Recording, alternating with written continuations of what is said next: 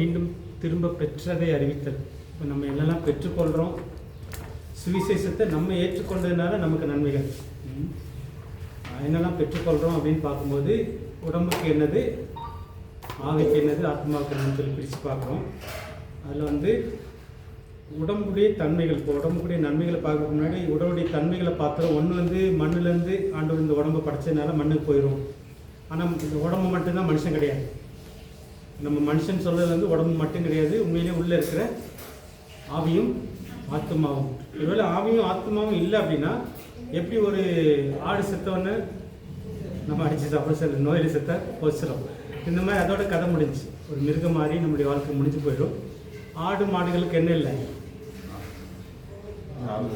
ஆவி ஆத்மா இல்லை. ஆவி இருக்கு, ஆத்மா இல்லை. சரி, இந்த இதை கொஞ்சம் பேசிடலாம். ஆடு மாடுகளுக்கு ஆவி இருக்கு, ஆத்மா இல்லை, சரியா? ஆமாம். இப்போ நம்ம ஆவின்னு சொல்லணும். ஆவின்றது இப்போ ஆவிக்குரிய நன்மைகள்னு பார்க்குறோம், அது அங்கே போய் இடிக்கும். அதனால தான் பேசுகிறது நல்லது. நமக்கு இருக்கிற ஆவிக்கும் ஆடு மாடுகளுக்கு இருக்கிற ஆவிக்கும் என்ன வித்தியாசம்? ஆத்மா இல்லைன்னு வச்சுக்கலாம், மனசு இல்லை. மனசுன்றது, ஆத்மான்றது மனசு தான், யோசனைகள் சிந்தனைகள் போயிட்டுருக்குது. ஆனால் ஆடு மாடுகள் யோசிக்க போகிறதில்ல. இவன் ஏன் என்ன இப்படி வளர்க்குறான், இவன் ஏன் என்ன கொல்ல போகிறான்ற மாதிரிலாம் யோசிக்க போகிறது கிடையாது. ஸோ ஆத்மா இல்லை. ஆவி ஆடு மாடுகளுக்கு இருக்கிற ஆவியும் நமக்கு இருக்கிற ஆவியும் ஒன்று தானா? இங்கே எதை குறிக்குது? ஒன்று தான். அப்படியா? ஓகே. இப்போ ஆவிக்கு ரெண்டு அர்த்தம் இருக்குது. ஒன்று ஆவி உயிரோடு சம்மந்தப்பட்டது, இன்னொன்று ஆவி இன்னொன்று என்ன ஆவி? இன்னொரு ஆவி கடவுளோடு சம்மந்தப்பட்டது. ஒன்று உயிரோடு மட்டும் சம்மந்தப்பட்டது, இன்னொன்று கடவுளோடையும் சம்மந்தப்பட்டது. ஸோ இங்கே தான் இப்போ நீங்கள் டேனி சொன்ன மாதிரி இந்த சாயலை பார்க்குறோம். ஆடு மாடுகளில் தேவ சாயலை படைக்கலை, மனுஷனும் தேவ சாயலை படைத்தார். தேவ தூதர்களில் தேவ சாயலை படைக்கலை, ஆனால் மனுஷங்களை தேவ சாயலை படைத்தார். இந்த சாயலில் என்ன வித்தியாசம்? ஆடு மாடுகளுக்கும் தேவ தூதர்களுக்கும் மனுஷங்களுக்கு இருக்கிற பெரிய வித்தியாசம் என்ன? இது ஆவியோடு சம்மந்தப்பட்டதாங்க தான் பேசுகிறோம். நம்ம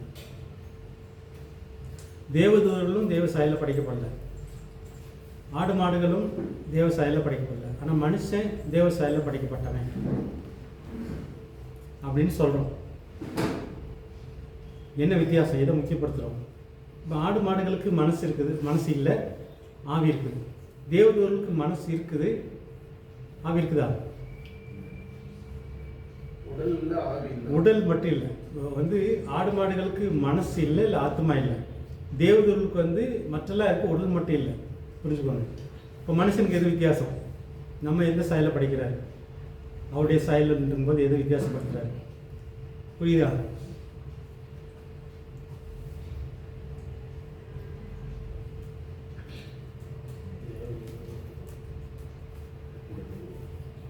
ஆடு மாடுகளுக்கு மனசு இல்லை, அல்லது ஆத்மா இல்லை.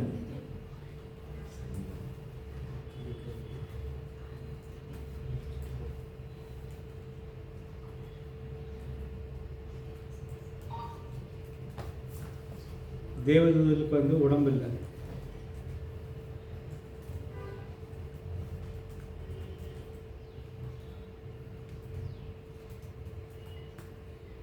ஆனால் மனுஷன் மட்டும் தேவ சாயலை படைக்கிறார். அப்படின்னு என்ன? மனிதர்களுக்கு மனசு இருக்குது, உடம்பு இருக்குது.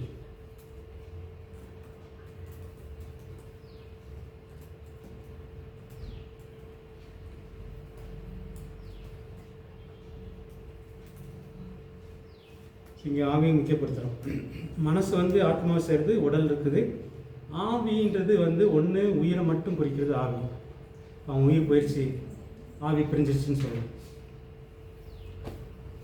ஆனால் ஆண்டவர் ஆவியாக இருக்கிறாருன்னு இருக்குது. தேவன் ஆவியாக இருக்கிறார், கடவுள் ஆவியாக இருக்கிறார். அது எதை குறிக்கிறது? அப்போ உயிருக்கு மேற்பட்ட ஒன்று இருக்குது, பார்க்கலாம். இதைத்தான் தேவ சாயல். தேவன் ஆவியாக இருக்கிறார், மனுஷன் அவருடைய சாயலை படைச்சார். அப்படின்னா தேவனுக்குள்ள 3 இருக்குது, பிதா குமாரன். ஆவி ஆக்டிவேட் இருந்தால் தான் அந்த உயிர் அப்படின்றது சொல்லப்படும். ஆவி இல்லாதது உயிர் ரெண்டு ஒரே பொருள் தான். ஆனால் ஆவி இருக்கிறதுனால அந்த வாழ்கிற நிலை தான் உயிர். ஓகே. ஆனால் நமக்கு வந்து ஸ்பெஷலான ஆவி மனுஷர்களுக்கு. ஓகே. இங்கே வந்து ஆண்டவரோட ஜீவ சுவாசத்தில் நமக்கு ஊதுனாரு. அந்த ஜீவ சுவாசத்தை வந்து ஆடு மாடுகளுக்கு ஊதலை, மனுஷங்களுக்கு ஊதுனதுனால இவன் ஜீவ ஆத்மாவானான். இவன் உயிருள்ள ஒரு மனசு உயிரெல்லாம் சேர்ந்த ஒருத்தனாக மாறுறான்னு சொல்லி தான் இருக்குது. மிருகங்கள் வந்து ஒரு படைப்பினால் உருவாக்கப்பட்டது. உயிர் அப்படின்ற வாழும் நிலையிலேயே போயிருக்கு, ஆத்மா இல்லை. மனுஷனுக்குள்ள அந்த ஆத்மா உயிரெல்லாம் கனெக்ட் பண்ணி கொடுத்துருக்காரு. ஏன்னா அவரோட சுவாசம் தானே, அவரோட உயிர் நமக்கு கொடுத்துருக்காரு வார்த்தை. நீங்க சொன்ன அவர் ஆவியா இருக்கிறார். அதனாலதான் அந்த உயிருக்கு, அந்த ஆத்மாவுக்கு அழிவில்லை, ஆவிக்கு அழிவில்லை. மிருகத்தோட ஆவிக்கு ஏன் நம்ம இதை பிரித்து பார்க்குறோம் அப்படின்னா, தேவன் ஆவியாக இருக்கிறார், மனுஷங்களை வந்து அவருடைய சாயலின்படி படைத்தார். இப்போ வந்து ஆடு மாடுகளுக்கு உயிர் இருக்குது, ஆனால் உயிர் போனவுடனே ஆத்மாவோ இல்லை ஆவியோ வேறு எங்கேயும் இடத்த தேடி அலைய போகிறதில்லை, அது கதை முடிச்சு அவ்வளோதான். ஆனால் மனுஷனுக்கு உயிர் இருக்குது, உயிர் போனவுடனே உள்ளே இருக்கிற ஆத்மாவும் ஆவியும் இங்கே ரெண்டு இருக்குது. அதுதான் நம்ம வந்து புரியுறது கொஞ்சம் கஷ்டம். சில நேரத்தில் இப்போ பெட்டக்கும்பலில் பார்த்தீங்கன்னா முத்திரன்னு சொல்லிடுவாங்க. முத்திரன்றது ரெண்டு சேர்ந்த மாதிரி, மனசும் சரி அந்த ஆவியும் சரி. ஆனால் தமிழில் வந்து மனசு ஒரு பக்கம், ஆவி ஒரு பக்கம்.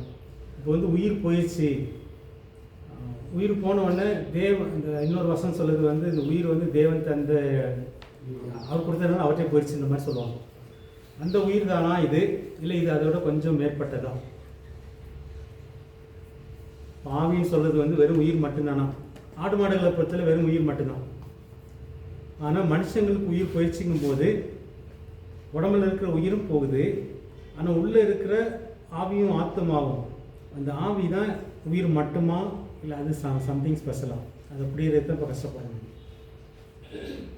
மனுஷனுக்கு அவர் சாயலாக உருவாக்கி அவரோட சுவாசத்தை கொடுத்தனால ஸ்பெஷல். ஓகே. இப்போ நமக்கு வந்து உயிரை தாண்டி ஆவின்னு ஒன்று இருக்குதுன்னு பார்க்குறோம். அது மட்டும் நீங்கள் புரிஞ்சுக்கோங்க. இப்போதைக்கு உயிர் மட்டும் இல்லை, இப்போ நம்ம செத்த உடனே உயிர் போயிடுது. ஆனால் இங்கே வந்து சரி உதாரணத்துக்கு ஆபேல் எடுத்துக்கிடுவோம். ஆபேலை வந்து காயின் கொண்டுட்டான், கொன்னோடனே உடம்புல இருக்கிற உயிர் போயிடுச்சு, ரத்தத்தோடு தான் உயிர் போகுது. அந்த உயிர் வந்து ஆண்டவர் கொடுத்தது. ஆனால் அந்த உயிர் போய் பேசுது, அந்த உயிர் போய் பேசுதுங்கும் போது ஆனால் அவனுடைய மனசா அவனுடைய ஆவியா இல்லை ரெண்டும் சேர்ந்ததா? வேதத்தில் வந்து ஆவியும் ஆத்மாவும் சில இடத்துல ஆவிக்கு பதில் ஆத்மா போட்டிருப்பாங்க, ஆத்மாவுக்கு பதில் ஆவி போட்டிருப்பாங்க. சில இடத்துல ரெண்டும் சேர்த்த மாதிரி வரும். கொஞ்சம் புரியுற கஷ்டமாக இருக்கும். நீங்கள் பிரித்து பார்த்தா தான் அதோடைய சத்தியம் புரியும். இப்போ வந்து உடம்புல இந்த தேவ சாயல் பார்க்குறதுனால இதை பார்க்குறோம். நம்ம இங்கே வரும்போது ஆவிக்குரிய நன்மைகள்னு வரும்போது உங்களுக்கு ஓரளவுக்கு நல்லா புரியும்னு நினைக்கிறேன். இப்போ வந்து இதில் தேவ சாயல் பார்க்கும்போது எப்படி கடவுள் ஆவி ஆத்மா சரீரத்தோடு இருக்கிறாங்க, கடவுள் வந்து பிதாகுமாரன் பரிசுத்த ஆவியானவராக இருக்கிறாரோ அதே மாதிரி நமக்கும் ஆவி ஆத்மா சரீரம் கொடுக்கப்பட்டது. பிதா வந்து எதை குறிக்குதுன்னா நமக்கு இருக்கிற மனசு குறிக்குது, ஆத்மாவை குறிக்குது. ஆவி எதை குறிக்குதுன்னா பரிசுத்த ஆவியானவரை குறிக்குது. உடம்பு எதை குறிக்குதுன்னா இயேசு உடம்புல வந்தது குறிக்குது. இந்த மாதிரி பிதா எப்படி திருத்துவத்தில் இருக்கிறாங்களோ, இது வந்து பெரிய சைக்காலஜி படிக்கிறவங்களாம் இருக்கிறாங்க. மனுஷன் வந்து ரெண்டு தான், ஆவி ஆத்மா அல்லது ஆவி அல்லது ஆத்மா அல்லது உடம்பு ரெண்டு தான்ன்ற மாதிரி யோசிக்கிறவங்க இருக்கிறாங்க. சில வந்து மூணு தான் சொல்கிறாங்க. ஆனால் வேதம் என்ன சொல்லுதுன்னா தேவன் எப்படி திரியேக தேவனாக இருக்கிறாரோ அதே மாதிரி மனுஷங்களை படைக்கும் போதும் அவன் திரியேக மனுஷனாக படைக்கிறார், ஆவி ஆத்மா சரீரமும் படைக்கிறார். ஆனால் ஆடு மாடுகளை படைக்கும்போது 12 யூனிட் தான். அது ஒன்று ஆத்மாவும் உடம்பும். தேவதையில் படைக்கும்போது ரெண்டு தான், ஆவியும் மனசும் ஆத்மாவும். தேவர்களுக்கு வந்து ஆத்மா இருக்குது, ஆவி இருக்குது. ஆடு மாடுகளுக்கு வந்து உடம்பு இருக்குது, ஆவி இருக்குது. ஸோ இந்த மட்டும் படிச்சிங்க, அவங்க ரெண்டு தான். நம்ம மனுஷங்களை படைக்கும் மட்டும் இந்த தேவசாயில் எதை குறிக்குதுன்னா எப்படி தேவன் திரியேக தேவனாக இருக்கிறாரோ, ஆவி பிதாகுமாரன் பரிசுத்த ஆவியாக இருக்கிறாரோ அதே மாதிரி மனுஷனை இந்த மூணும் சேர்த்து படைக்கிறார். அதனால இப்போ நம்ம பிரித்து பார்க்குறோம். இந்தளவுக்கு புரிஞ்சிச்சுன்னா போதும்னு நினைக்கிறேன் உங்களுக்கு. இதுதான் ரொம்ப குழப்பம். சரி, இதுதான் ஒன்று மண்ணுக்குரிய தன்மை உள்ளது உடம்பு, பூமிக்குரிய கூடாரம் இந்த ஆவியும் ஆத்மாவும் சேர்ந்து வாழ்கிற இடம் இந்த உடம்பு. அப்புறம் தேவசாயல் இது இருக்குதுன்னு சொல்லி பார்க்குறோம். தேவசாயலுக்கு இது பங்குள்ளதுன்னு பார்க்குறோம். இதில் எந்த நன்மையை இழந்தோம், எந்த நன்மைகளை பெற்றுக்கொள்கிறோம்? உடலுக்குரிய எந்த நன்மைகளை இழந்தோம், எந்த நன்மைகளை பெற்றுக்கொள்கிறோம்?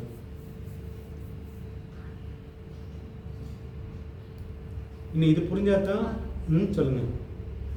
உடம்புக்குரிய நன்மைகள். ஓகே. நித்திய ஜீவன். ஓகே. நோயற்ற வாழ்வு. ஓகே. ஓகே. நித்திய ஜீவன் வந்து உடம்புக்குரியது மட்டுமா, எல்லாத்துக்கும் சேர்ந்ததுமா? நித்திய ஜீவன் உடம்புக்கு சேரும். ஏன்னா ஆண்டவர் வந்து படைக்கும், நம்ம ஏற்கனவே பேசுன மாதிரி ஆதாம் ஏவாளை படைக்கும்போது அவங்களுக்குள்ள வந்து ஒரு மரணத்தை உண்டாக்குகிற ஒரு செல்லை வச்சு படைக்கலை. பாவம் செஞ்சதுக்கு அப்புறம் தான் அந்த செல், இன்றைக்கும் சயின்ஸ் வந்து தேடிட்டு இருக்க ஒன்று என்ன அப்படின்னா, மனுஷன் வந்து சாப்பிட சாப்பிட நல்லா வளர்ந்துட்டே இருக்கிறான். ஒரு ஸ்டேஜுக்கு அப்புறம் நீ என்ன தான் சாப்பிட்டாலும் வளர்ச்சி இல்லை. ஒரு ஒரு செல் வந்து எல்லாத்தையும் அழிச்சிட்டே இருக்குது. அதுதான் முதுமையின் செல் அப்படின்றாங்க. ஒரு ஸ்டேஜுக்கு அப்புறம் வந்து நீ எவ்வளோ சாப்பிட்டாலும் என்ன மருந்து சாப்பிட்டாலும் உன்னால் வாழ முடியும். சரி, இப்போது அதுக்கு காரணமான ஒரு செல்லை கண்டுபிடிச்சிட்டு, அதுக்கு என்ன காரணம்? அந்த முதுமை உண்டாக்குற செல் எது? செல்லு ஏஜிங் தான். ஏஜிங் தான். பேர் வச்சுக்கலாம். ஆனால் அதை வந்து எப்படி ரெக்டிஃபை பண்ணுறது? அவங்களுடைய இதெல்லாம் வந்து மரபு ரீதியாக அதை வந்து நம்ம தடுத்துட்டோம் அப்படின்னா மனுஷனுக்கு சாவு இல்லாமல் இருக்கும்.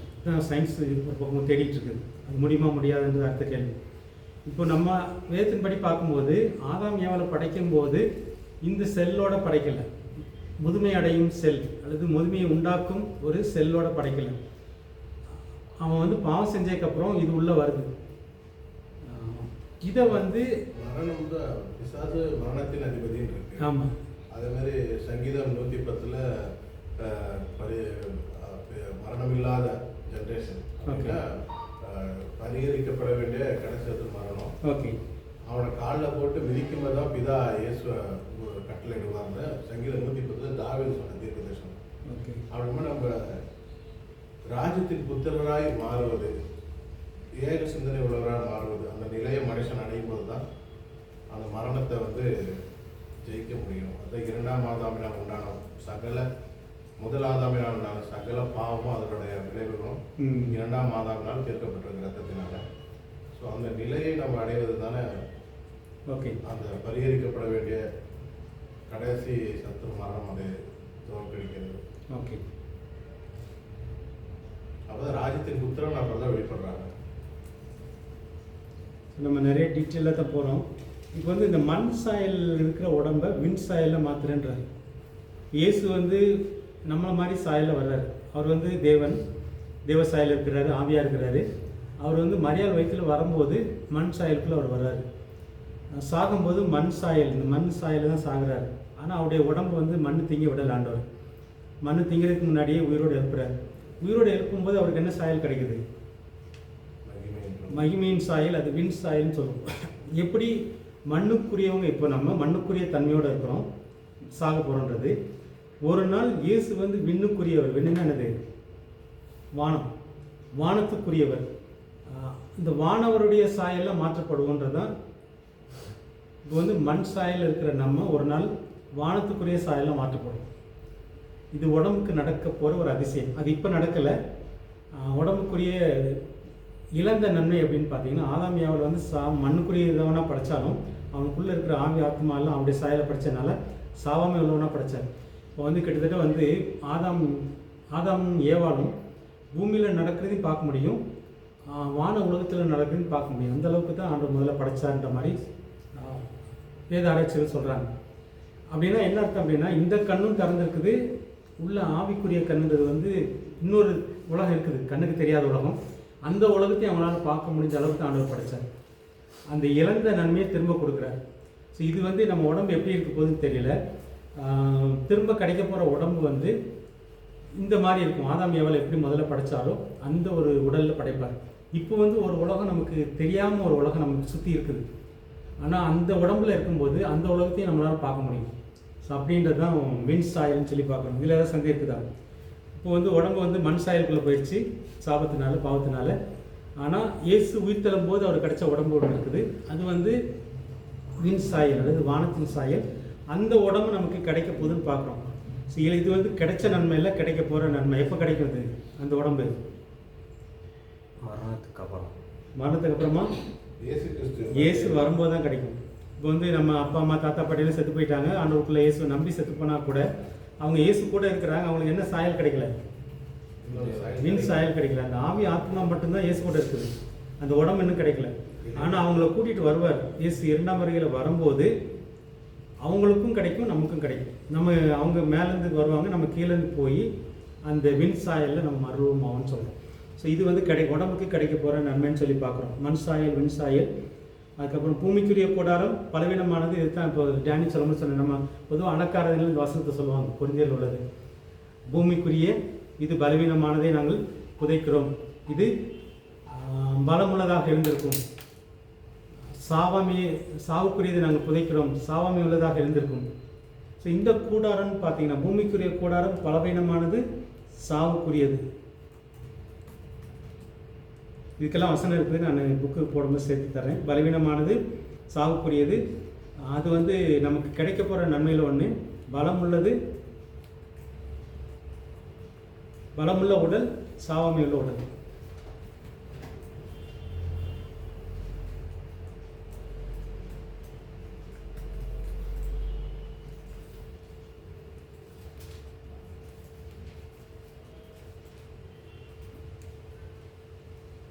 பூமிக்குரிய கூடாரம், இப்போ இருக்கிற இந்த கூடாரம் வந்து பலவீனமானது எது சொல்கிறோம்? திடீர்னு காய்ச்சல் வந்தால் படுத்த வேண்டியிருக்கும் 1 வாரம் 10 நாள், அது பலவீனமானது. ஆனால் நமக்கு ஒரு உடம்பு கிடைக்கும் போது அந்த உடம்பு அந்த மாதிரி உடம்பு கிடையாது. காய்ச்சல் வருமானு தெரியல, ஆனால் காய்ச்சல் வந்தாலும் படுக்க மாட்டோம். பலமுள்ள உடல் அது வந்து இந்த உடம்பு வந்து சாகக்கூடிய உடம்பு, அது வந்து சாவாமல் உள்ள உடம்புன்னு சொல்லி பார்க்குறோம். இதெல்லாம் நீங்கள் அந்த அடக்காரதில் எல்லாம் வசந்தங்கள்லாம் சொல்லியிருப்போம், இப்போ அதெல்லாம் சேர்த்து நம்ம பார்க்குறோம். இதெல்லாம் உடலுக்கு கிடைக்கிற நன்மைகள். இன்னொன்று என்ன பார்த்தோம்னா சாயல். இப்போ தேவ சாயலை எதை இழந்தோம், எதை பெற்றுக்கொள்ள போகிறோம் உடம்பை பொறுத்தவரையில்?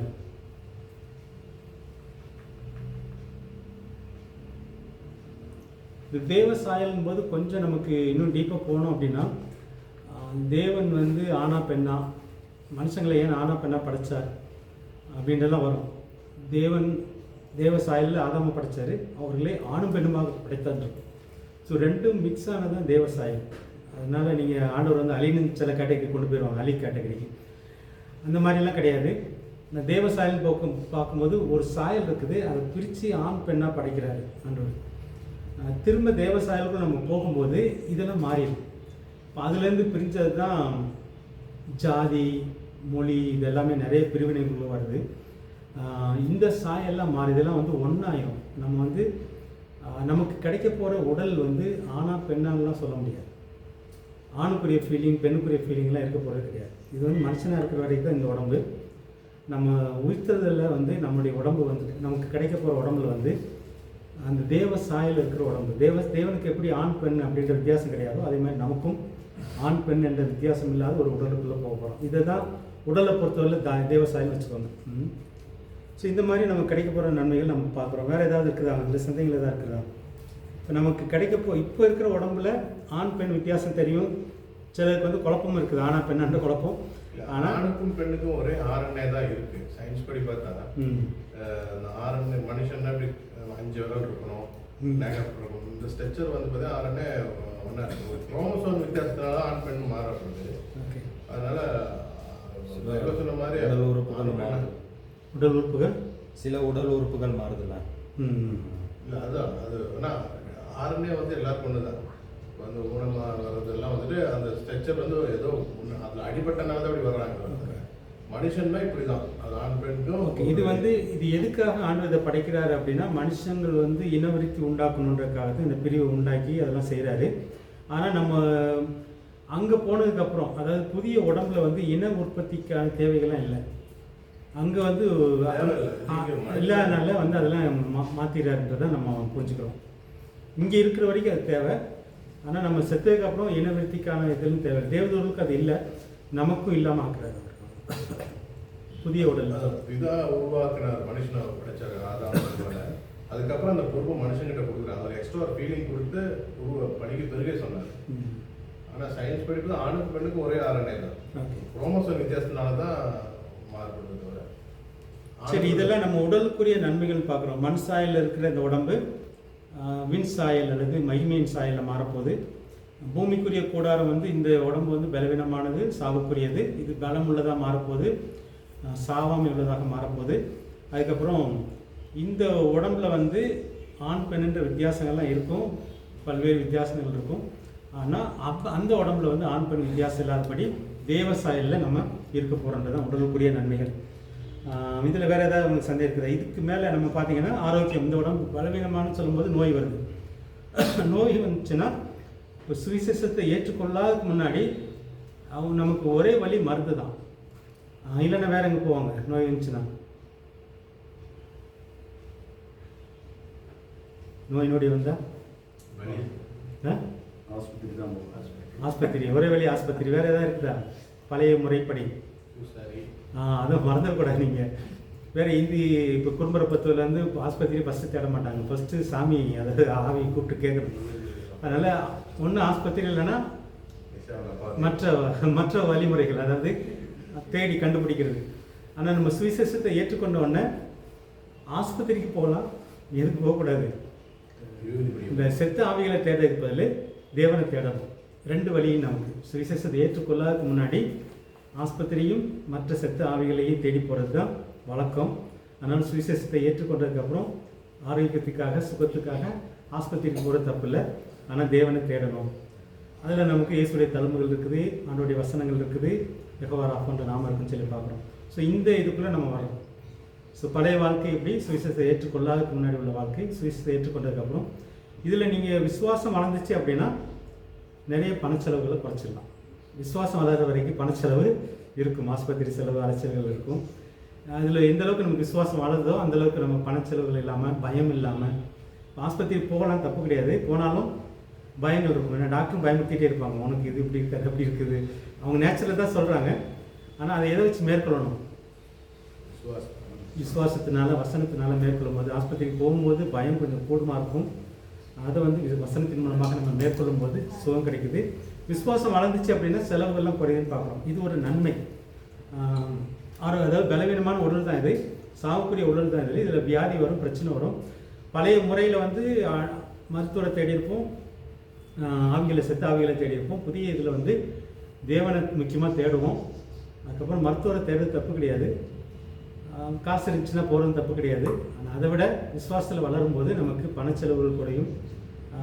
நமக்கு சுகம் கிடைச்சுன்னா மற்றவங்களுக்கும் நம்ம மூலமாக சுகத்தை கொடுப்பாரு. அதனால தான் விசுவாசிகள்லாம் நடக்கும் அடையாளங்கள் என்னது? இது வந்து பாஸ்ட் மட்டும் செய்கிறது இல்லை, வரம் பெற்றவங்க மட்டும் செய்கிறது கிடையாது. விசுவாசிகளால் நடக்கும் அடையாளங்கள் என்னென்னது? விசுவாசிகளை துரத்துவீர்கள், கைகளை வைப்பீர்கள், இது எல்லாமே இருக்குதுன்னு சொல்லி பார்க்குறோம். ஆனால் நம்ம ப்ராக்டிஸில் அவ்வளோவா இல்லை. அதில் வரும்போது இந்த ஆசீர்வாத நன்மைகள் இருக்குதுன்னு சொல்லி பார்க்குறோம், உடல் சம்மந்தமானது. அப்புறம் தேவைகள் சந்திக்கப்படுது. இப்போ வந்து இது நம்ம போன வாரத்தில் கொஞ்சம் பார்த்தோம், ரொம்ப டீட்டெயிலாக அதுக்குள்ளே போக வேண்டாம். பணம் கிடச்சிச்சின்னா நம்ம கடவுளை விட்டுருவோம் அப்படின்னு இல்லை. பணம் கிடைக்கையே கடவுளுக்கு நம்ம நல்லா சேவை செய்யலாம்.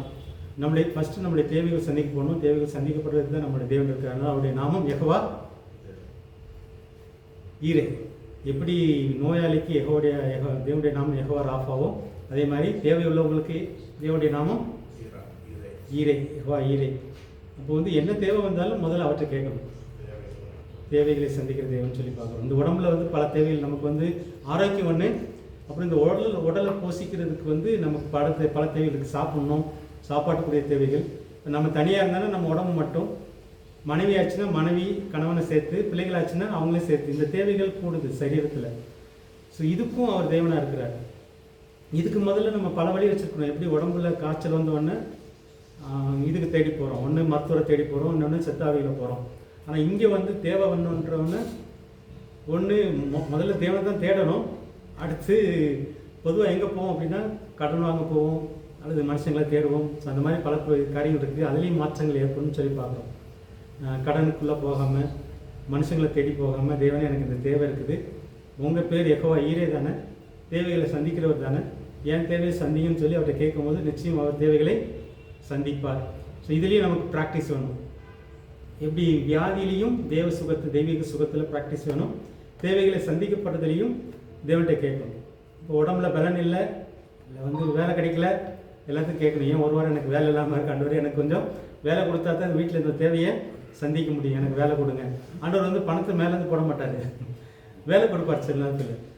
வேலை கொடுத்து அது மூலமாக நமக்கு இதெல்லாம் கொடுப்பார். இது எல்லாமே தேவனோடு சேர்ந்து நம்ம பெற்றுக்கொள்ளுதுன்னு சொல்லி பார்க்கணும். தேவைகளை சந்திக்கிறவர், ஆரோக்கியத்தை தருகிறவர், வியாதிகளை குணமாக்குகிறவர், நித்திய ஜீவன் நம்ம ஏற்கனவே பார்த்துட்டோம். இது வந்து உடல், ஆவி, ஆத்மா, சரீரம் மூணுக்குமே நித்திய ஜீவன் கிடைக்கும்னு சொல்லி பார்க்குறோம். இதெல்லாம் நன்மைகள். வேறு ஏதாவது இருக்குதா நன்மைகளில்? உடலுக்குரிய நன்மைகள்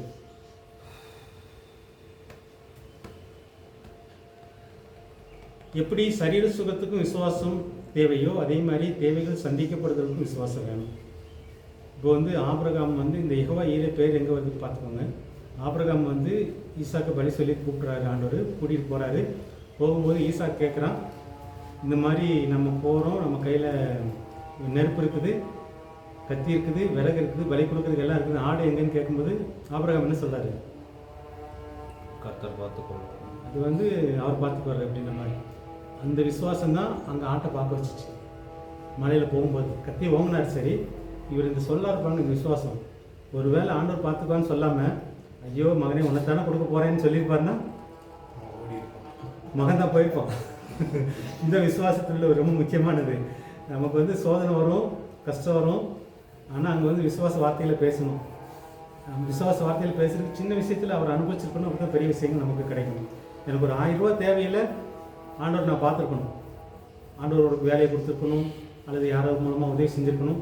அப்போ தான் ஒரு 10,000 ரூபா தேவையில்லையே, அன்றைக்கி 1000 ரூபா கொடுத்தாரு. இன்றைக்கி இப்போ ஆபிரகாமுக்கு வந்து இந்த நம்பிக்கை எப்படி வருது அப்படின்னா, சாராவுக்கும் கற்பம் செத்து போச்சு, எனக்கும் பிள்ளையை பெற்றெடுக்கிற திறன் இல்லை, ஆனால் ஈசாக்கு கொடுத்தாரு.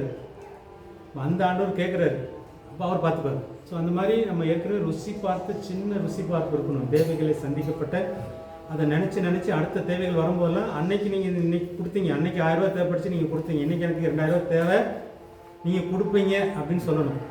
ஸோ அந்த விசுவாசத்தை தான் ஆண்டவர் வந்து கனப்படுத்துகிறார். வியாதிக்கும் விசுவாசம் தேவை, நம்முடைய தேவைகள் சந்திக்கப்படுவதற்கும் விசுவாசம் தேவைன்னு சொல்லி பார்க்கணும். இதில் ஏதாவது சந்தேகம் இருக்குதா? நீங்கள் தேவைகள் சந்திக்கப்பட்டுச்சுன்னா நிறைவானதையும் கொடுப்பார். ஒரு ஸ்டேஜ் வரும், ஆண்டவர் நிறையவா கொடுப்பார். நீங்கள் அதில் வளரணும்னு ஆசை இருக்குது. எல்லாருமே அதில் வளரணும்னு ஆசை. என்னை ஆண்டவர் வளர்த்து எடுத்துக்கிறாரு. நிறைவான பலனை கொடுக்குற தேவன். எப்படி ரூத்து வந்து சாப்பாட்டுக்கே வழி இல்லாமல் வர்றா, அந்த இடத்துல உபவாச தோட்டத்தில் பொறுக்கி தான் போய் அன்னைக்கு அதில் பொறுக்கிட்டு போய் சுட்டு சாப்பிட்டவங்க, அந்த தோட்டத்துக்கே அந்த வயலுக்கே அதிகாரியாக மாற்றுறாரு. இது ஆண்டோடைய திட்டம். ஆண்டவர் வந்து என்றைக்குமே கேட்டு வாங்கி சாப்பிட வைக்க மாட்டார். ஒரு ஸ்டேஜில் உங்களுக்கு விசுவாசம் வளர்ந்துச்சு அப்படின்னுச்சுன்னா நீங்கள் கேட்காமலே கொடுப்பாரு. வேறு இடங்களில் விசுவாசத்தை சோதிப்பாரு வேறு.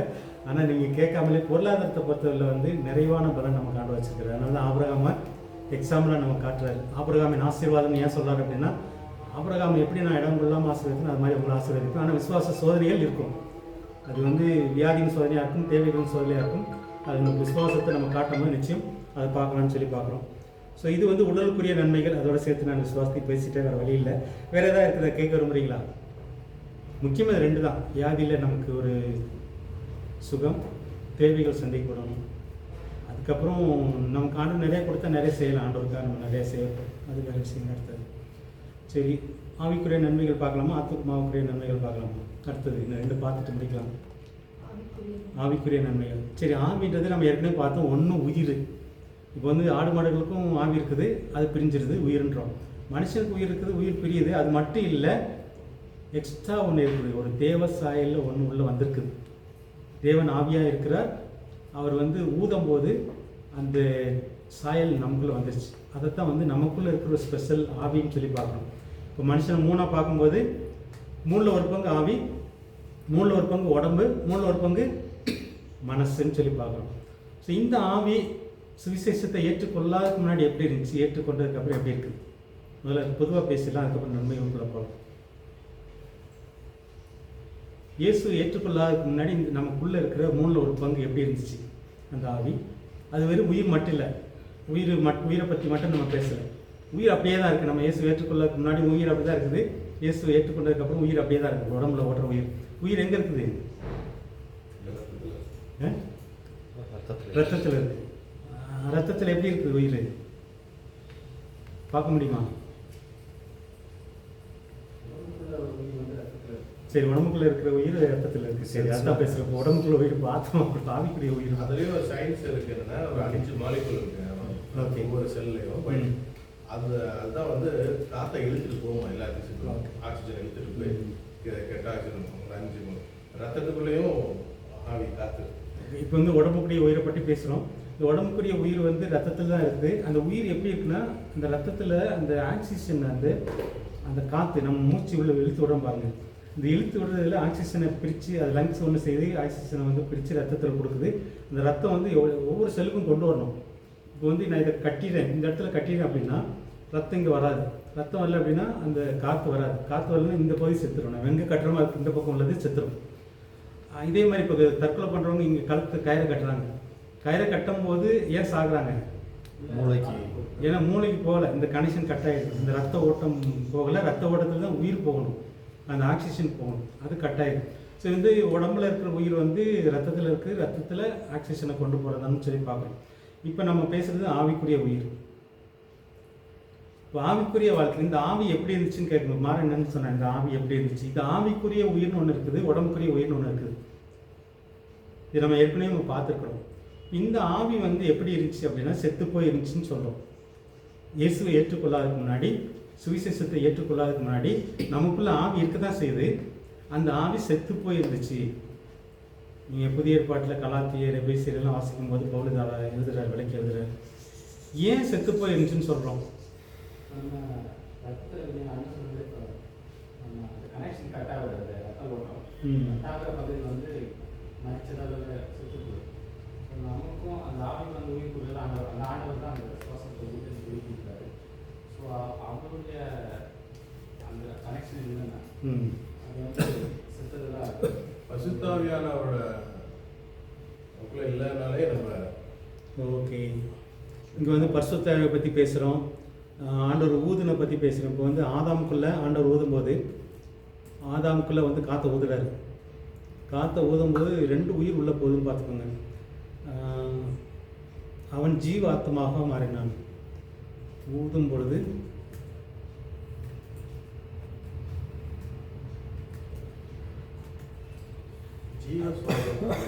ஆக்சிஜன் உயிர் காற்று. இப்போ வந்து இயேசு பார்த்தீங்கன்னா இப்போ ஆதாமை வந்து முதல் ஆதாம் சொல்கிறோம். இயேசுக்கு இன்னொரு பேர் வந்து கடைசி ஆதாம்.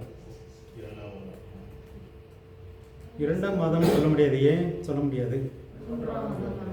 ஏன்னா 3வது ஆள் கிடையாது. அதனால நம்ம கடைசி ஆதாம் சொல்லிடுறோம். வேதமே அதை வந்து கிளியராக போட்டுருச்சு, கடைசி ஆதாம் சொல்லி. இந்த கடைசி ஆதாம் பற்றி சொல்லும்போது என்ன சொல்லுவோம் அப்படின்னா, இவர் வந்து உயிர்ப்பிக்கிற ஆவியானவர்னு இருக்கும்.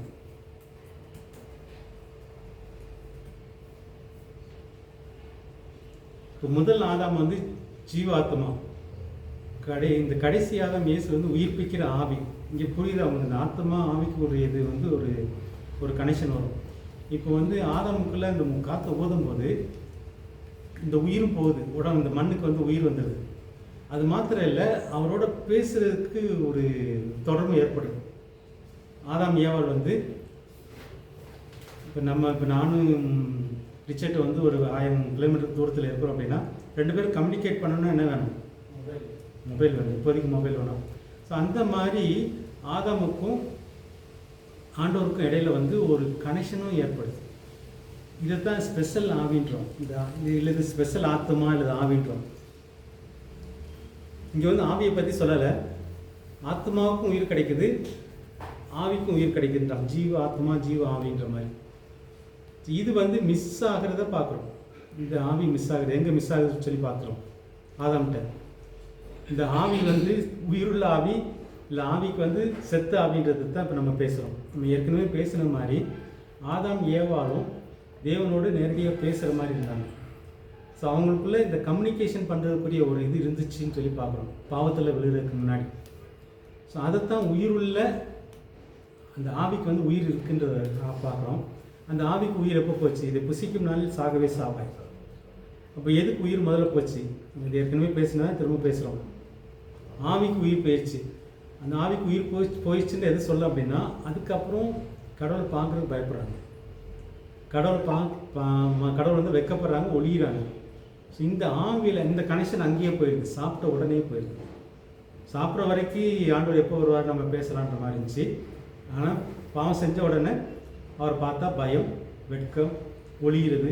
ஸோ இதெல்லாம் வந்த உடனே அந்த அந்த ஆண்டவரோட பேச வைக்கிற ஒரு கம்யூனிகேஷன் போயிருதுன்னு சொல்லி பார்க்கணும். ஸோ இதைத்தான் வந்து காயினும் தேடுறான், ஆவிலும் தேடுறான். காயின் உண்மையிலே தேடல, ஆவியில் உண்மையிலே தேடுறான்னு சொல்லி பார்க்கணும். திரும்ப அவர்கிட்ட பேசணும், திரும்ப அவர்கிட்ட பழகணும். அதுக்கு என்ன செய்யணுன்ட்டு தான் பார்க்கணும். இதைத்தான் ஆண்டவர் வந்து திரும்ப கொடுக்குற. இப்போ நம்ம பிறக்கும் போதே நமக்குள்ள ஆவி இருக்குது, அந்த ஆவி செத்து போயிருக்கு. செத்து போயிருக்குன்னு எதை சொல்கிறோம் அப்படின்னா, கடவுளோட பேச முடியல, கடவுள் பேசுறது நம்மளால் புரிஞ்சுக்க முடியல. இதுதான் ஆவியின் மரணம்னு சொல்லி பார்க்கணும். இதுக்கு கிடைக்கிற நன்மை தான் இப்போ வந்து இயேசு கிறிஸ்து உயிரோடு எழுந்ததுக்கப்புறம் சீசர்கிட்ட வந்து ஊதுவார், ஒன்று ஊதி ஆவியை பெற்றுக்கொள்ளுங்கன்னு சொல்லுவார். இதை ஏன் உயிரோடு எழுந்ததுக்கப்புறம் செய்கிறாரு? அவர் வந்து ஸ்பெஷல் இப்போ வந்து அந்த பரிசுத்த ஆவியை இவர் தான் உயிர்ப்பிக்கிற ஆவி. இப்போ வந்து இந்த அது வரைக்கும் இவங்களுக்குள்ள 3 பேருக்குள்ளேயும் என்ன இது 12 பேருக்குள்ளேயும் ஆவி ஆத்மா சரியாக இருக்குது. ஆனால் ஆவிக்கு என்ன இல்லை? உயிர் இல்லை. இந்த 12 சீடருக்குள்ள ஆவியில் இருக்கிறாங்க, ஆவிக்கு உயிர் இல்லை. அதை ஊதி கொடுக்குறாரு. ஸோ இந்த சத்தியத்தை நம்ம புரிய ரொம்ப கஷ்டம், ரொம்ப முக்கியமான கஷ்டமானது.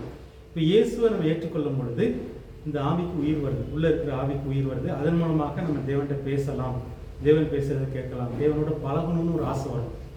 இதைத்தான் ஆவியின் உயிர்னு சொல்லி கேட்பாங்க. இதில் ஏதாவது சந்தேகம் இருக்கா?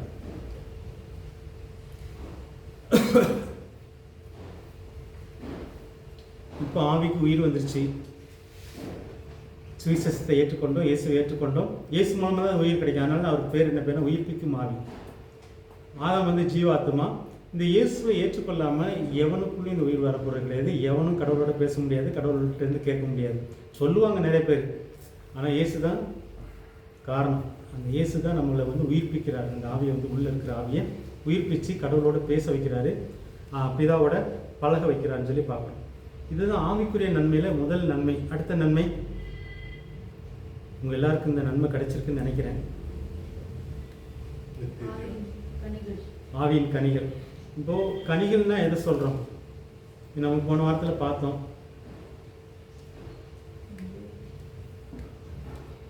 கனிகள்னா எதை சொல்கிறோம்?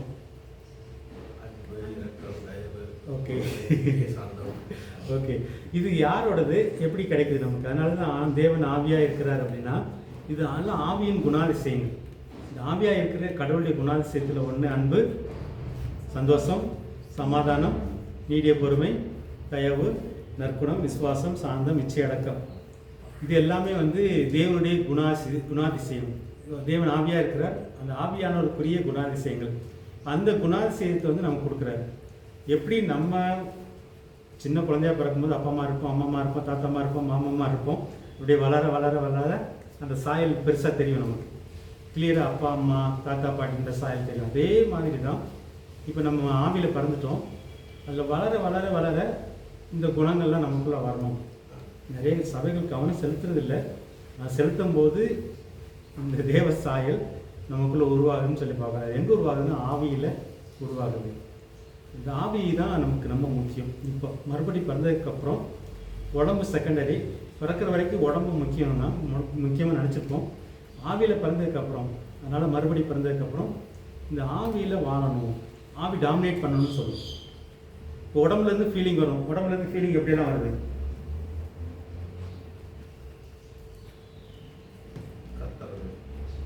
ஐம்புலன்கள்னு சொல்லுவோம். ஒன்று காது, கண், காது, மூக்கு, வாய். இந்த ஐம்புலன்கள் மூலமாக உடம்புக்கு வந்து சென்சஸ் நம்ம பெற்றுகிட்டே இருக்கிறோம். இந்த ஸ்பிரிச்சுவல் சென்சஸ் எப்படி பெறுவோம்? இந்த ஆவிக்குரிய உணர்வுகளை எப்படி பெறுவோம்? இப்போ வந்து மாறணும். இது வரைக்கும் வந்து இந்த ஐம்புலன்களை வச்சு தான் வாழ்கிறோம். கண் எதை பார்க்குதோ, கண் எதை கேட்குதோ, அல்லது காது எதை கேட்குதோ அப்படியே போயிட்டே இருக்கும். இதுதான் ஐம்புலன்கள். இப்போ வந்து இதை வந்து இந்த ஐம்புலன்கள் தான் ஆவியை வந்து அமைக்க வச்சுருந்துச்சு. ஆவியை ஒன்றும் இல்லாமல் ஆக்கி வச்சுருந்துச்சு. இப்போ ஆவியில் பறந்துட்டோம், மறுபடியும் பறந்துட்டோம். இப்போ ஆவிக்கு உயிர் வந்துச்சு. இப்போ ஆண்டவரோட பழகுறோம். ஆண்டவரோட பழகும்போது இன்னொரு சென்ஸ் மூலமாக ஒரு ஃபீலிங் வரணும். அந்த ஃபீலிங்கு தான் இந்த ஆவிக்குரிய கனினே சொல்கிறோம். நம்ம ஏற்கனவே போன வாரத்தில் பார்த்தோம்.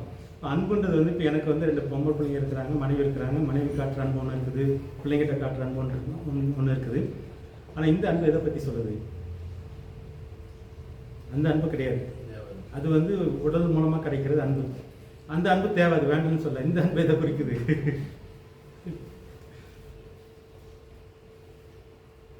ஆவியினால் கிடைக்கிற அன்புன்னு சொல்கிறோம். புரிய கஷ்டமாக இருக்கா, வேறு எதாவது குழப்பமாக இருக்குதா? ஆனால் இதுதான் முக்கியமானது. இது வந்து நம்ம அதிகமாக பேச மாட்டோம், சபையில் பேசணும். இதை நம்ம பொதுவாக ஆவிக்குரியன்னு சொல்கிறோம், ஆவிக்குரிய சபைன்னு சொல்லுவோம், ஆவிக்குரிய ஆளுமா.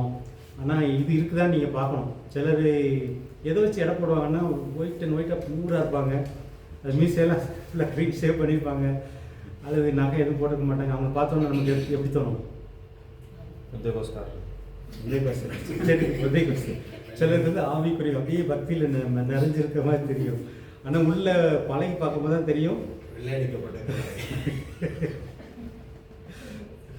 அப்போ உள்ள ஆவி எப்படி இருக்குன்னு பழகும்போது தான் தெரியும், ஒருத்தர் பேசும்போது தெரியும். இப்போ அதை பற்றி தான் நம்ம இங்கே பேசுகிறோம். இப்போ வந்து இந்த அன்பு தேவை. நான் ஏற்கனவே பனியா சபையில் பேசியிருக்கிறேன். அந்த அன்பு எந்த அன்பு அப்படின்னா, இப்போ வந்து மனைவியை நேசிக்க முடியாது. அவள் பேசின பேச்சை வச்சு என்னால் மனைவியை நேசிக்க முடியாது, இவட்ட பேசவே கூடாது இனிமேல் அப்படின்ற மாதிரி தோணும். ஆனால் உள்ளே வந்து ஆவியானவர் வேறு மாதிரி சொல்லுவார். இது நீ போய் பேசு, நீ வழியே போய் பேசு, இந்த மாதிரிலாம் சொல்லுவார். இது வந்து மனைவிட்டையே கூட வரும். இந்த ஆவின்றது வந்து நம்ம நினச்சிக்கூட சபைக்கு போனதுன்ற மாதிரி குடும்பங்களில் இருக்கும், பிள்ளைகள்கிட்ட இருக்கும், ஃப்ரெண்ட்ஸ்கிட்ட இருக்கும். சிலர்லாம் நம்மளால் நேசிக்க முடியாது. ஏற்கனவே சொன்ன மாதிரி ஒரு பாஸ் சொல்லார், ரொம்ப துரோகம் பண்ணிட்டான், இனிமேல் அவன் மூஞ்சிலே முடிக்கக்கூடாது, செத்தா கூட அவன் மூஞ்சிலே முடிக்கக்கூடாது. ஆனால் ஆண்டவர் அவனுக்கு சொன்னது, நீ அவனை போய் பார்த்து பேசுகிறார், அவனுக்கு ஒரு கேக் வாங்கிட்டு போ, கேக் வாங்கி கொடுத்துட்டு போய் பேசிட்டு வான்னு சொன்னார். இதுதான் ஆவியானவருடைய அன்பு. இது வந்து நம்ம இயற்கைக்கு அப்பாற்பட்டு ஒருத்தங்களை நேசிக்க வைப்பார், அன்பு காட்ட வைப்பார். இது வந்து நம்ம அன்புனே எனக்கு நல்லா புரியும். நிறைய இடத்துல நான் அனுபவிச்சிருக்கிறேன்.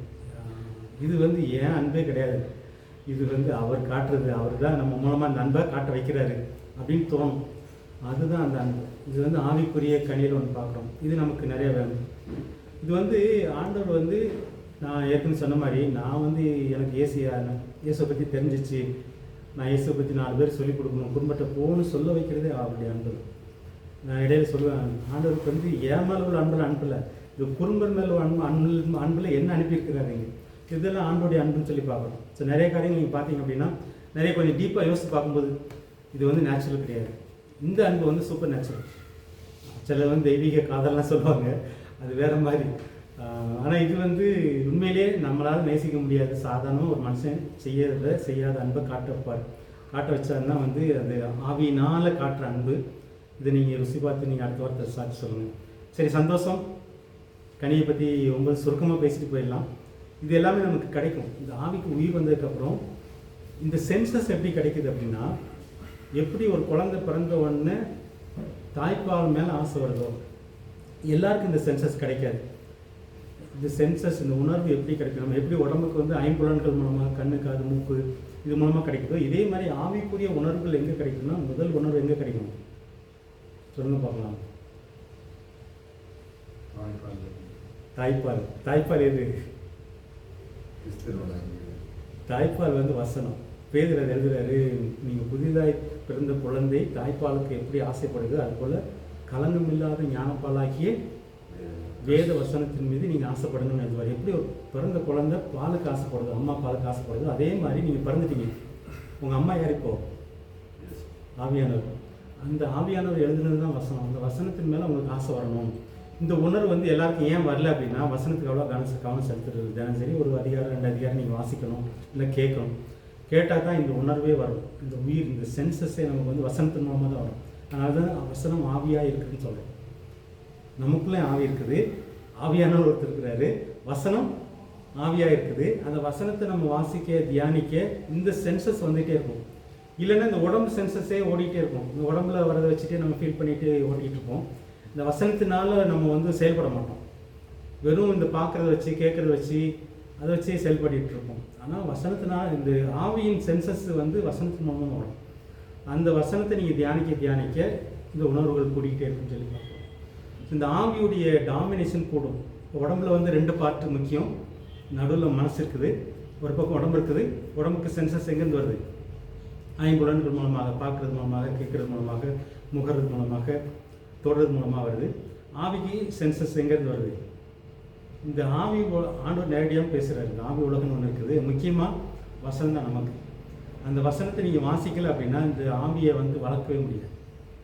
எப்படி குழந்தை வளர்றதுக்கு தாய்ப்பால் முக்கியமோ அதே மாதிரி உள்ள பிறந்த ஆவி வளர்றதுக்கு வசனம் முக்கியம். தினசரி நீ ஒரு அதிகாரம் 2 அதிகாரம் வாசிக்கல அப்படின்னா இந்த ஆவி வளராது, இந்த ஆவியுடைய உணர்வுகளும் அதிகரிக்காது. இந்த ஆவியுடைய உணர்வுகள் அதிகரிக்கல அப்படின்னா நம்ம எதுபடியே வாழ்ந்துட்டு இருப்போம்? விசேஷத்தை ஏற்றுக்கொண்டோம், இயேசு ஏற்றுக்கொண்டோம், ஞானஸ்நானம் எடுத்துட்டோம். ஆனால் எதுபடி வாழ்ந்துட்டு இருப்போம்? இந்த 5 உணர்வுகள் மூலமாக தான், இந்த 5 சென்சஸ் மூலமாக வாழ்ந்துட்டு இருப்போம். அதில் வந்து பெரிய வித்தியாசம் பார்க்க முடியாது. ஆவிக்குரிய வாழ்க்கைக்கும் இந்த சரீர வாழ்க்கைக்கும் பெரிய வித்தியாசம் பார்க்க முடியாதுன்னு சொல்கிறோம். ஸோ கனிகள் ரொம்ப முக்கியம். இந்த சந்தோஷம் நமக்கு ஏற்கனவே சந்தோஷம். இப்போ வந்து எனக்கு வந்து வீடு கட்டுறதுக்கு வழியே இல்லை, திடீர்னு ஒருத்தர் வீடு கட்டுறதுக்கு காசு கொடுக்குறாரு, சந்தோஷம். ஸோ அது இந்த உலகத்துக்குரிய சந்தோஷம். ஆவின் கனியாகிய சந்தோஷம் எப்படி வரும்? யோசிக்கிறீங்களா? ஆவியின் கனியாகிய சந்தோஷம் எப்படி வரும்? ஓகே, ஒன்று ரட்சிப்பின் சந்தோஷம். நான் மறுபடியும் பறந்துட்டேன், இப்போ வந்து எனக்கு இயேசு இருக்கிறார் பார்த்துப்பார், அதில் ஒரு சந்தோஷம். வேறு இந்த சந்தோஷம், இந்த சந்தோஷம் வந்து இங்கே மட்டும் இருக்கு. இப்போ நான் வீடு கிடச்சது 1 வருஷம் சந்தோஷம், 2 வருஷம் சந்தோஷம். ஆனால் இந்த சந்தோஷம் இங்கே மட்டும் கிடைக்கிறது, தற்காலிகமானது இல்லை. இதோட ரிஃப்ளெக்ஷன் நித்தியத்திலும் இருக்குன்றது தான் முக்கியம். ஸோ இதெல்லாம் உங்களுக்கு சந்தோஷம் கொடுக்கும். ஆவியின் கனியாகிய சந்தோஷம் எப்படி கொடுக்கும்? வேறு எங்கெல்லாம் அனுபவிச்சிருக்கீங்க? ஒன்று ரட்சிப்பு. வசனத்தை படிக்கும்போது எப்படி கிடைக்கும்? வசனத்தை படிக்கும்போது ஓகே, இப்போ வந்து ஒரு பிரச்சனைக்கு ஆண்டவரை தேடுறோம், அந்த பிரச்சனைக்குரிய பதில் வசனத்து மூலமாக கிடச்சிருது, அப்போ ஒரு சந்தோஷம் கிடைக்கும். பிரச்சனைக்கு வந்து வேறு உலக பிரகாரமாக நிறைய தேடுவோம், அங்கே உதவி கிடைச்சா சந்தோஷம் கிடைக்கும், தற்காலிகம். ஆனால் வசனத்தின் மூலமாக உங்களுக்கு ஒரு பிரச்சனைக்கு தீர்வு கிடைச்சிச்சு அப்படின்னா இது ஆவியின் சந்தோஷம்னு சொல்லி பார்க்கணும். பல பிரச்சனைகள் இருக்குது, பிரச்சனைகளோடு நம்ம ஜெபிக்கிறோம், அதுக்கு பதிலே கிடைக்கல. ஒரு வேதத்தை வாசிக்கும் போது இந்த பிரச்சனைக்கு தான் தீர்வு ஆண்டவர் சொல்கிறார், அந்த வசனம் கிடைச்ச உடனே உங்களுக்கு சந்தோஷம் வரும். இது வேற அவரை ருசி பார்க்கும்போது, வியாதி நேரத்தில் அவர் ருசி பார்க்கும்போது, தேவையில் அவரை ருசி பார்க்கும்போது, உலக பிரகாரமாக வந்து தேவை, எனக்கு 1000 ரூபா தேவை, நான் ஃப்ரெண்ட்ஸ்கிட்ட கேட்குறேன், 1000 ரூபா கொடுக்குறான், சந்தோஷம். அது வந்து இங்குள்ள சந்தோஷம். அதே 1000 ரூபா தேவைக்கு நான் தேவனை தேடுறேன், அவர் வந்து ஒரு வேலையை கொடுக்குறாரு, அந்த வேலை மூலமாக எனக்கு ஒரு 1000 ரூபா கிடைக்குது, அப்போ கிடைக்கிற சந்தோஷம் ஆவியின் சந்தோஷம். 2 வித்தியாசம் புரியுது அவங்களுக்கு. இந்த மாதிரி ஆண்டவரை தேடி கிடைக்கிற சந்தோஷம், ஆண்டவரை தேடுவதனால் கிடைக்கும் சந்தோஷம், ஆண்டவருக்காக செயல்படுவதனால. இப்போ ஆண்டவர் ஒரு வேலையை செய்ய சொல்கிறாரு, நான் செஞ்சுட்டேன், செஞ்சோன்னு எனக்கு ஒரு திருப்தி வரும். இப்போ வந்து சமாரியா பெண்ணை பார்த்து ஆண்டவர் பேசுகிறாரு, சாப்பாடு கொண்டு வராங்க.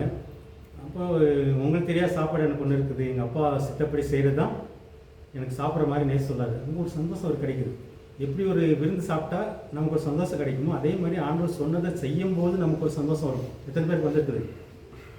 ஆண்டவர் ஒரு வேலையை செய்ய சொல்கிறாரு, செஞ்சிட்டோம், நமக்குள்ள ஒரு திருப்தி, பெரிய விருந்து சாப்பிட்ட மாதிரி இருக்கும், எனக்கெல்லாம் இருந்தது. அந்த இதெல்லாம் அவர் மூலமாக கிடைக்கும் ஆவியின் கனியாகிய சந்தோஷம் சொல்லி பார்க்கணும். சமாதானம், சந்தோஷம் சமாதானம் வந்துடும். சமாதானம் வந்து ரொம்ப முக்கியமான ஷலோம், தேவனுடைய ஒரு பேரே வந்து ஷலோம். இந்த சமாதானம் வந்து எங்கே இல்லாமல் இருக்கும் அப்படின்னா ஒரு குழப்பம், ஒரு பிரச்சனைக்கு தீர்வே கிடைக்கல, வியாதிக்கு வந்து ஒரு சுகமே கிடைக்கல, அந்த மாதிரி இடத்துல வந்து நமக்கு உடம்பு குழப்பம், மனசு குழப்பம், அந்த சமாதானம் இல்லை. சில நேரத்தில் அந்த பிரச்சனை தீர்ந்த உடனே மனுஷங்க மூலமாக தீர்ந்தால் அந்த மனுஷங்க மேலே நமக்கு ஒரு அன்பு வரும். ஒரு சரி, இவன் வந்து என் பிரச்சனை தீர்த்து வச்சான், இவன் வந்து என் பிரச்சனை தீர்த்து வச்சான். இப்போ ஆண்டவரை தேடுறோம், ஆண்டவரை தேடுறதுனால நமக்கு ஒரு சமாதானம் கிடைக்கிது, இது ஆவிக்குரிய சமாதானம். இந்த சமாதானத்தை நம்ம பெற்றுக்கொண்டு மற்றவங்களுக்கும் அந்த சமாதானத்தை கொடுக்கணும்னு சொல்லி பார்க்கணும். சமாதானத்துக்கு உதாரணம் எங்கேயா சொல்ல முடியுமா? நீங்கள் எங்கே உங்களுக்கு ஆவியின் சமாதானம் கிடைச்சது, ஆவியின் கனியாகிய சமாதானம்? ஓகே, ஃபியூச்சர் நினச்சி பயம், எப்படி அந்த பயம்லாம் போச்சு? முடிச்சிட்டாரு. ஓகே, அவர் பார்த்துக்குவார். இந்த புரிதல், இந்த சத்தியம் நமக்கு தெரிஞ்சிச்சு அப்படின்னா, இப்போ வந்து நான் ஜெயிச்சவன், இருக்கணும் இயேசு கூட சேர்ந்து நான் ஜெயிச்சவன் அப்படின்ற ஒரு சத்தியம் நமக்கு புரிஞ்ச உடனே நமக்கு பயம் வராது. இல்லை நம்ம தோற்றுருவோமோ, நம்ம இந்த வேலை போயிடுமோ, நமக்கு பணம் கிடைக்காதோ, இந்த மாதிரி வந்துகிட்டே இருக்கும். ஆண்டவர் ஒரு வசனத்தை கொடுத்து, இல்லைப்பா நாங்கள் நேற்று கூட ஏசையை பார்த்துட்டு இருக்கும்போது சொன்னோம், இந்த ஆகாஷ் ராஜாட்ட வந்து ஆகாஷ் ராஜா வந்து பயப்படுவான். இஸ்ரேல் அந்த மற்ற நாட்டுக்காரங்களும் சிரியா நாட்டுக்காரங்களும் யுத்தத்துக்கு வர போகிறாங்க, நாட்டை பிடிக்க போகிறாங்க அப்படிங்கும்போது பயம் வரும். அப்போ ஆண்டவர் அவர்கிட்ட சொல்லுவார், நீ பயப்படாத, நான் வந்து பார்த்துக்கிறேன் அப்படின்னு சொல்லி. அந்த நிறைய இடத்துல பார்த்தீங்கன்னா ஆண்டவர் கேட்டதை நம்பி நம்ம வாழ்ந்துட்டோம் அப்படின்னா பயம்லாம் போயிடும்.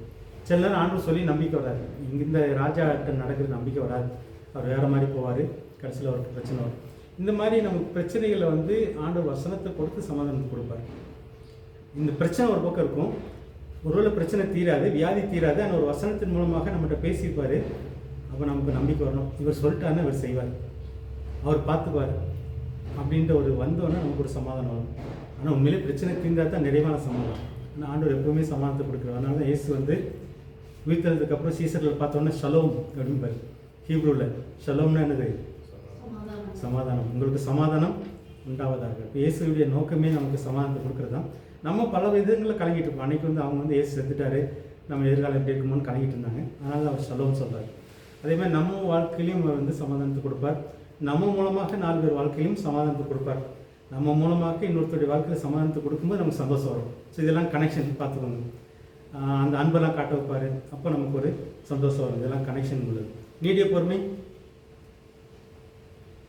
நீடிய பொறுமையை உங்களுக்கு யார் ஞாபகத்தில் வர்றா? யோபு. நம்ம போன வாரத்தில் பார்த்தோம்.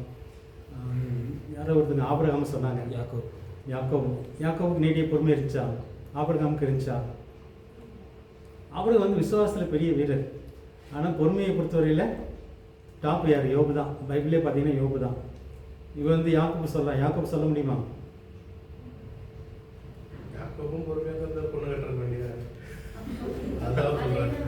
அது நீடிய பொறுமை இல்லை. அதுதான் அவன் சொன்னான், அவன் 7 வருஷம் பொறுமையாக இருந்தார், அதுதான் சொன்னான்.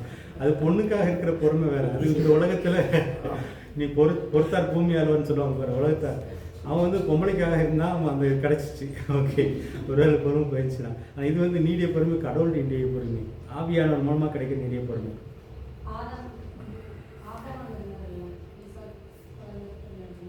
அங்கே இல்லை, அவரே அது இல்லை, நம்ம பார்த்துட்டோம். போன வாரம் நம்ம பார்த்தோம். ஏன் இல்லை அப்படின்னா, இடையில மனைவி வந்து ஒரு ஐடியா கொடுக்குறாங்க, மனைவி பேச்சு கேட்டுட்டு கொஞ்சம் தருமாறுறான்னு சொல்லி பார்க்க. அதனால ஆபிரகாமுக்கு வந்து இந்த நீடிய பொறுமையாகி ஆவியின் கனி கிடைக்கல. யோபுக்கு கிடைச்ச மாதிரி கிட்டத்தட்ட யாருக்குமே கிடைக்கலன்னு பார்க்கலாம். இன்னொருத்தர் சொல்ல போனால் நீங்கள் யோசேப்பு சொல்லலாம். யோசேப்புக்கு வந்து பொறுமை இருந்துச்சு. ஜெயிலில் போட்டாங்க, அண்ணனுக்கு நல்லதாக செஞ்சாங்க, அண்ணன் குழிக்குள்ள போட்டாங்க, ஆனால் அவங்க மேலே பொறுமையாக இருந்தார். ஸோ இந்த நீடிய பொறுமையும் ஆண்டோடைய ஒரு குணம். ஆண்டவர் வந்து கோபக்காரர் தான், ஆனால் அவர் நீடிய பொறுமை உண்டு. கோபத்தின் அதாவது கோபத்து வந்து ரொம்ப கடைசியில் தான் அவருக்கு வரும். அந்த மாதிரி இந்த இது ஆண்டோடைய ஒரு குணம்னு சொல்லி பார்க்குறோம், நீடிய பொறுமை. அது யோபுக்கு இருந்துச்சு, யோசேப்புக்கு இருந்துச்சுன்னு சொல்லி பார்க்குறோம். வேறு யாருக்கா இருக்குதா விதத்தில்? ஸோ அது மாதிரி நமக்கும் வேணும். சில இடத்துல இந்த அதாவது முக்கியமாக சோதனையில் தான் பொறுமை வரும். இப்போ சோதனை தான் பொறுமையை சோதிக்கிறதுன்னு பார்க்குறோம். இப்போ நாங்கள் நேற்று கூட ஏசையாக பார்க்கும்போது ஆண்டவர் வந்து ஒரு அடையாளத்தை கேளுன்னு சொல்லுவார். இந்த ராஜாட்ட, ஆகாச ராஜாட்ட, நான் சொன்னதை செய்வேன்றது நம்பிக்கை வர்றதுக்காக ஒரு அடையாளத்தை கேளும்பாரு. இவன் நான் கேட்க மாட்டேன் பாரு, நான் ஆண்டவர் சோதிச்சு பார்க்க மாட்டேன்னு சொல்லுவார். அப்போ வந்து கடவுளுக்கே பொறுமையை சோதிக்கிற மாதிரி வரும். கடவுளுடைய பொறுமையாக சோதிக்கிற மாதிரி. இயேசு எந்த இடத்துல பொறுமையாக இருந்தார், அதை பேசலாம். தேவாலயத்தில் அது வந்து நியாயப்பிரமாணத்துக்கு வேண்டி தான் கோவப்பட்டார். ஓகே, அங்கே பொறுமை இழந்தாரா இல்லை கோவப்பட்டார் தான்? கோவப்படுறது வந்து நியாயமான கோபங்கள் இருக்குது, அது வந்து பொறுமை இழந்து கோவப்படுறது வேற.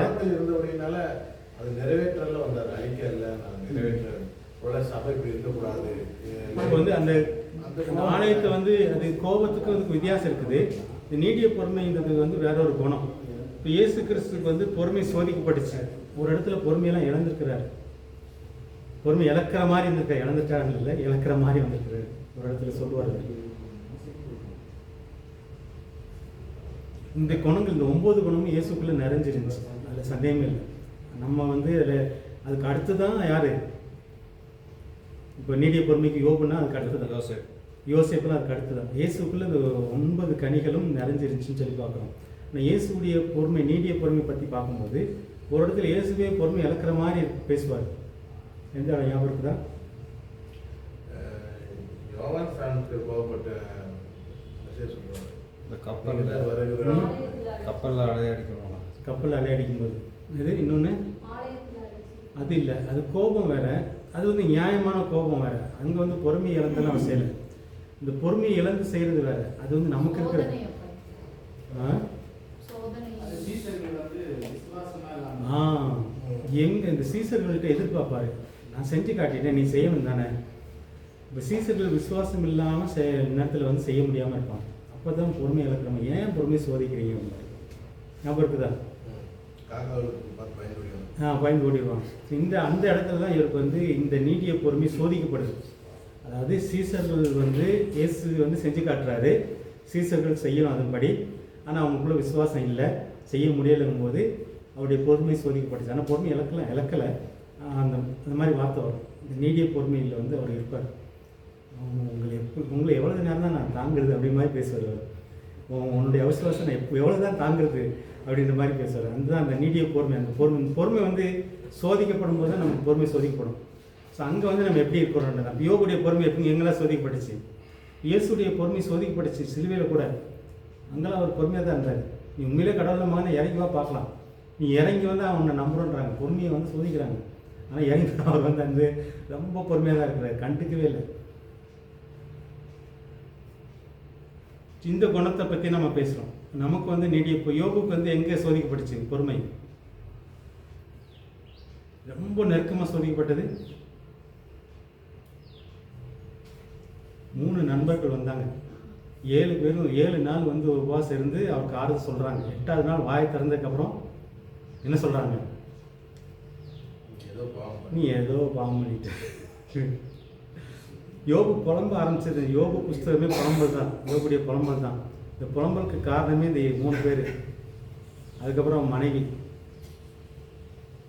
கடவுள், அதாவது இன்னுமா இந்த கடவுள் நம்புற, இங்கெல்லாம் சோதிக்கப்படுறாரு, இன்னுமா இந்த கடவுள் மேலே உனக்கு நம்பிக்கை, எல்லாம் போச்சு தானே, இன்னுமா உனக்கு இந்த கடவுள் மேலே நம்பிக்கை, அங்கெல்லாம் சோதிக்கப்படுறாரு. அப்போ தான் பொறுமை இழக்கவே இல்லை. அதனால தான் யோபுவை பற்றி யாக்கோபு எழுதும்போது யோபுடைய பொறுமையை பற்றி கேள்விப்பட்டிருக்கீங்களே. இந்த பொறுமை வந்து அதாவது நம்ம தமிழ் பழமொழி பொறுத்தார் பூமி ஆழ்வார். நமக்கு பொறுமையோட சோதனையை சகித்தோம் அப்படின்னா நமக்கு என்ன கிடைக்கும்? நீடிய பொறுமைக்கு பின்னாடி ஒரு ஆசீர்வாதம் இருக்குது, 2 மடங்கு ஆசீர்வாதம் இருக்குது. யோபுக்கு வந்து இழந்ததெல்லாம் ஆண்டவருக்கு வந்து கொடுத்தாரு. இந்த பொறுமை மட்டும் இழந்திருப்பாருன்னா சோதனையோட அவருடைய வாழ்க்கை முடிஞ்சிருக்கும். அவர் ஒருவேளை பரலோகத்துக்கெல்லாம் போயிருப்பாரா இருக்கும், அதெல்லாம் சந்தேகம் இல்லை. ஆனால் நன்மைக்குள்ளே போயிருக்க மாட்டார். யோபு சோதனைக்கு அப்புறம் எத்தனை வருஷம் வாழ்ந்தார்? யோபு சோதனைக்கு அப்புறம் 140 வருஷம் உயிரோடு வாழ்ந்தார். இந்த 140 வருஷம் உயிரோடு வாழும்போது அவர் முன்னாடி வாழ்ந்தாருப்பாங்க, அந்த வாழ்க்கையோட பல மடங்கு ஆசீர்வாதத்தில் வாழ்ந்தார். அதுக்கு காரணமே இந்த நீடிய பொறுமை தான். இந்த நீடிய பொறுமை மட்டும் அவருக்கு இல்லை அப்படின்னா யோபுக்கு வந்து ஒரு பின்னிலைமை கிடச்சிருக்காது. அந்த 140 வருஷம் ஆசீர்வாதமான ஒரு வாழ்க்கை கிடச்சிருக்காரு. ஸோ அதனால் யோபு மூலமாக அந்த நீடிய பொறுமை வந்து நம்ம முக்கியம் சொல்லி பார்க்குறோம். இது வந்து ஒரே நாளில் கிடைக்கிறது கிடையாது. நம்ம சோதிக்கப்பட்டு சின்னதில் சோதிக்கப்பட்டு பொறுமை வளர்ந்து, அப்புறம் அடுத்ததில் சோதிக்கப்பட்டு அடுத்த பொறுமை வளர்ந்து அப்படியே கிடைக்கும் பார்ப்போம். தயவு நம்ம இன்றைக்கி ஆவின் கடையை தான் பேச முடியும்னு சொல்லி பார்க்குறோம். அடுத்த வாரத்தில் நம்ம ஆத்மாவுக்கு கிடைக்கிற நன்மையை பார்க்கலாம். இன்றைக்கி வந்து இது மட்டும் நம்ம பேச முடிக்கலாம். இதுதான் ரொம்ப முக்கியம், ஆவிக்கு கிடைக்கிற நன்மை. ஆவி செழித்திருக்கும். 9 ஆயிடுச்சு அப்படின்னா செழித்து. தயவுன்னு என்னது? போன வாரம் நம்ம கேட்கணும். எல்லா கடலையும் ஒரு தயவு கிடைச்சிடும். தயவு 10 பேர் நிற்கிற இடத்துல நம்மளை மட்டும் கூப்பிட்டுருவாங்க. இதுதான் நீங்கள் பாடும்போது நீங்கள் பாடுனீங்களே கிருபை. கிருபையும் தயவும் கிட்ட ஒன்று தான். தயவு எங்கன்னா இப்போ தயவு செய்து எனக்கு உதவி செய்யுங்கன்னு சொல்லுவோம். தயவு காட்டுறது. இப்போ வந்து ரிச்சர்ட்டுக்கு வந்து நான் தயவு காட்டுறேன். வந்து அவனுக்கு செய்யணும்னு ஒன்றும் இல்லை, ஆனால் எனக்கு ஒரு விருப்பம் வருது அவனுக்கு செய்யணும்னு சொல்லி. இதை தான் தயவுன்னு சொல்கிறோம். இதை நம்ம எப்படியெல்லாம் அனுபவிச்சிருக்கிறோம், இந்த தெய்வங்கள்லாம் கிடைச்சது.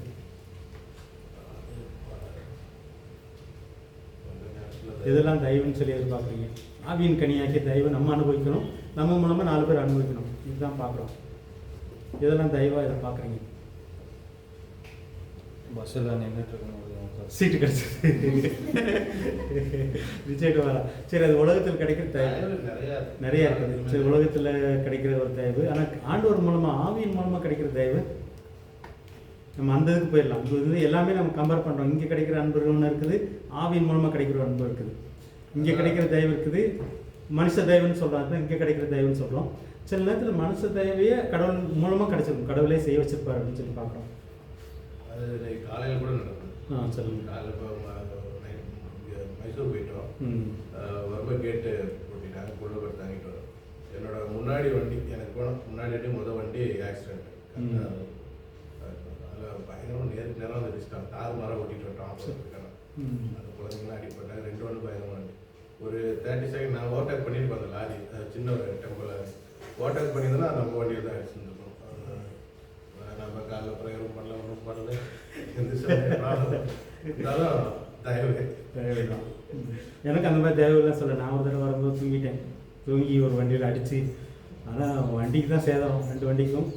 அந்த வண்டியில் ஒருத்தருக்கும் சேதம் இல்லை, எனக்கும் ஒரு சேதம் இல்லை. கப்பல் சேதம் கப்பல் சேதம் தான். கப்பல் சேதம் இல்லை. அதே மாதிரி இப்போ மெல்வினுடைய என்கேஜ்மெண்ட்டுக்கு போகும்போது பயங்கர டயர்டில் போகிறேன். ஒரு இடத்துல தூங்கி ஓட்டிட்டேன். கொஞ்ச நேரம் கழிச்சு முடிச்சேன். தூங்கும்போது வேணா வந்திருப்பான்னு என்ன இருக்கும். அதெல்லாம் தயவு தான். இது வந்து செய்யக்கூடாது. இதை தான் நம்ம வந்து தயவுன்னு சொல்லுவோம். நமக்கு வந்து ஒன்று கிடைக்கிறது தகுதி கிடையாது. ஆனால் ஆண்டவர் அதை செய்கிறான்னு சொல்லி பார்க்கலாம். இந்த மாதிரி நிறைய எனக்கு பார்க்கலாம். இதெல்லாம் தேவ தயவு. மனுஷன் தயவும் இருக்குது, தேவன் காட்டுற தயவும் இருக்குது. ஆண்டவர் அந்த இடத்துல வந்து பொருள் சேதத்தை, இன்னொரு இடத்துல வந்து எல்லாம் வந்திருக்கும், இருந்தாலும் ஆண்டவர் அதுவே இல்லாமல் அதுக்கப்புறம் தான் ஆண்டவர் தயப்போம். இந்த மாதிரிலாம் நிறைய காரியங்கள். வேறு எங்கெல்லாம் நீங்கள் தயவு பார்க்குறீங்க? ஆவியானவர் மூலமாக கிடைக்கிற தயவு, ஆவியின் கனியாகிய தயவுன்னு அவங்களுக்கு வேறு என்ன ஞாபகம் வருது? சரி, இந்த ஆபத்துலேருந்து பாதுகாக்கிற ஒரு தயவு தான். முதல் தயவே வந்து நம்ம நரகத்துக்கு போகக்கூடியவங்க. ஆனால் ஆண்டவர் வந்து நித்திய ஜீவனுக்கு நம்மளை கூப்பிட்டாரு. அது தயவுன்னு நம்ம ஏற்றுக்கிறோமா?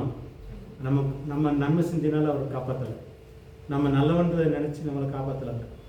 இதே வந்து நமக்கு கிடைச்ச தயவு தான். நான் சாகக்கூடியவன், நான் நரகத்துக்கு போகக்கூடியவன், ஆனால் ஆண்டவர் வந்து என்ன பல்லவத்துக்கு சேர்த்துருக்கிறாரு அவர் மகன் மூலமாக. அது தயவு. வேற காலேஜில் படிக்கிறது தயவு தான். வேதத்தை படிக்கிறாரு. இப்போ வந்து நம்ம மொழியில் வேதத்தை கொடுத்துருக்கிறாரு, வேதத்தை படிக்க வைக்கிறாரு, படிக்கிறதுக்கு ஒரு அறிவு கொடுத்துருக்கிறாரு. அது ஒரு தயவு. வேற ஏன்னா வேதத்தை படிக்கிறதுனால வெளிச்சம் கிடைக்குது, வெளிச்சம் கிடைக்கிறதுனால இருளில் திராம முடியும். வேற நம்மளை வழிநடத்துறதுக்கு நம்ம வந்து வேற யாரும் இல்லைனா கூட பரவாயில்ல, நம்ம கூடவே வழிநடத்துறதுக்கு ஆவியான கொடுத்துறாரு. அது தயவு தான். ஏன்னா பரிசுத்த ஆவியான வசிக்கிறதுக்கெல்லாம் நம்ம தகுதியேற்றவங்க. இயேசுடைய ரத்தம் அதை தகுதிப்படுத்தி நம்மளுக்குள்ளே வசிக்க வைக்குது. இது தயவு. வேற இந்த தயவெல்லாம் நினைக்கணும். நாங்கள் ஒரு பைபிள் ஸ்டடி போயிருந்தோம், ஒன்று புரிஞ்சிடல. அவங்க பேசினது தான். அவங்களுக்கு 5 ஆசீர்வாதத்தை கொடுத்தாரு இஸ்ரேல் மக்களுக்கு. இது எல்லாமே இது தான், மேகஸ்தம்பம், மன்னா. அவங்களுக்கான அவங்க அதை கண்டுக்கவே இல்லை. எச்சரிக்கையும் கொடுத்தாரு. இந்த ஆசீர்வாதத்தை தயவை நினச்சி பார்க்கறதுனால சில நேரத்தில் இந்த ஓசியை கிடைச்சா நமக்கு என்னது அசால்ட்டாக இருக்கும். இந்த தயவு கிடைச்சிட்டு ஓசியை கிடைக்கிறது. அந்த ஓசியை கிடைச்சுன்னு நம்ம கண்டுக்க மாட்டோம், அசால்ட்டாக இருக்கும். ஆனால் இது அசால்ட் இருக்கக்கூடாது. இந்த இஸ்ரேல் ஜனங்கள் வந்து அசால்ட் இருந்தாங்க. அவங்களுக்கு வந்து மேகஸ்தம்பம் இருந்துச்சு, ஆண்டோடைய பிரச்சனை இருந்துச்சு. அவங்களுக்கு வந்து மன்னா கிடைச்சிது, ஆண்டோடைய வசனம் மாதிரி கிடைச்சிது. கண்மலை வந்து கிறிஸ்து அவர் கூடவே நடந்து வந்தார். இதெல்லாம் கிடைச்சும் அதை கண்டுக்காமல் இருந்தாங்க. கண்டுக்காமல் இருந்ததுனால தான் அவங்க பணத்தில் அழிஞ்சு போனாங்கன்னு சொல்லி பார்க்குறோம். இந்த தயவு ரொம்ப ரொம்ப முக்கியம். இந்த தயவு நீங்கள் வீட்டில் போய் யோசித்து பாருங்கள். நமக்கு நித்திய ஜீவன் கொடுத்த தயவு, நமக்குள்ள பசுத்தாக வசிக்க வந்த தயவு, நமக்கு வேதம் கிடைச்சது, வேதத்தை வாசிக்க வைக்கிறது, வேத வாசிப்பு மூலமாக கிடைக்கிற வெளிச்சங்கள், இது எல்லாமே ஆவியின் கனியாகிய தயவுன்னு சொல்லி பார்க்குறோம். வேறு ஏதாவது? இப்போ இந்த தயவு நம்ம மூலமாக ஆண்டவர் மக்களுக்கு காட்டுவார். இப்போ நம்ம மூலமாக இன்னொருத்தருக்கு செய்யும்போது அந்த தயவு, இந்த கனின்றது வந்து என்னென்னா, நம்ம ஆவியை சாப்பிட்றோம், ஆவியின் கனியை நம்ம கடிச்சு சாப்பிட்றோம். அதே மாதிரி நம்ம வாழ்க்கையில் இதெல்லாம் காணப்படும் போது நம்ம வாழ்க்கை மூலமாக இன்னொருத்தவங்களுக்கு இந்த கனி போகும், இந்த சுவை போகும். இந்த கனி வந்து 2 பக்கம் வருது. ஆவியானவரை நம்ம ருசிக்கிறோம், இது மூலமாக ஆவியானுடைய குணத்தை, கடவுளுடைய நல்ல குணத்தை ருசிக்கிறோம், நம்ம பெற்றுக்கொள்கிறோம். இப்போ நமக்குள்ளே அந்த நல்ல குணம் வரும்போது நம்ம வாழ்க்கையை இன்னொருத்தர் ருசி பார்த்து கடவுள் பக்கம் ஈர்க்கப்படுவாங்க. ஸோ இந்த மாதிரி ஏன் இதை கனின்னு சொல்கிறேன் அப்படின்னா, ஆவியானவர் நமக்கு கொடுக்குற கனியை நம்ம ருசி பார்த்து நம்ம வாழ்க்கையில் அந்த கனி வந்து மற்றவங்க நம்ம வாழ்க்கையில் அதை ருசிச்சு பார்க்கணுன்ற மாதிரி பார்க்கணும். ஸோ இது மாதிரி தயவு வந்து நமக்கு கிடைச்சது. இது மாதிரி நம்ம மூலமாக 4 பேருக்கு தயவு கிடைக்கும்னு சொல்லி பார்க்குறோம். நற்குணம்னா நல்ல குணம். உலகத்தில் நல்ல குணம்னு சில காரியங்கள் இருக்குது. ஆண்டோடைய நல்ல குணம்னா என்ன? ஆவியானவர் மூலமாக கிடைக்கிற நல்ல குணம்னா என்ன?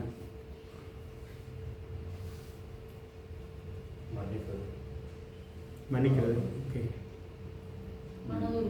மனதுருக்கம், விசுவாசம். அது வந்து இன்னொரு கனின்னு சொல்லி பார்க்குறோம். முதல்ல நற்குணத்தை பார்த்துலாம். நற்குணத்தில் வந்து எங்கே ருசி பார்த்துருக்கீங்களா? ஆண்டோடைய நற்குணத்தை நீங்கள் எங்கே ருசி பார்த்தீங்க? அந்த நற்குணம் எனக்குள்ளே வருது. அந்த நற்குணத்தை என் வாழ்க்கையில் இன்னொருத்தர் ருசி பார்க்குறாங்க. இதுதான் இதோடைய இது ஆவியின் கனிக்குள்ள பார்க்குறோம். எங்கே ஆண்டோடைய நல்ல குணத்தை நீங்கள் ருசி பார்த்தீங்க? நம்ம அவரை விட்டுட்டு போனாலும் அவர் நம்மளை விட்டுட்டு போகிறாரு. சில நேரத்தில் பிடிச்சி இழுக்கிறாரு, வலிக்கும் சில நேரத்தில் இழுக்கும் போது. ஏன்னா இன்னொருத்தர் இந்த பக்கம் இழுப்பான். ஓகே, நம்ம அவரை விட்டுட்டு போகலான்னு நினைக்கிறோம்.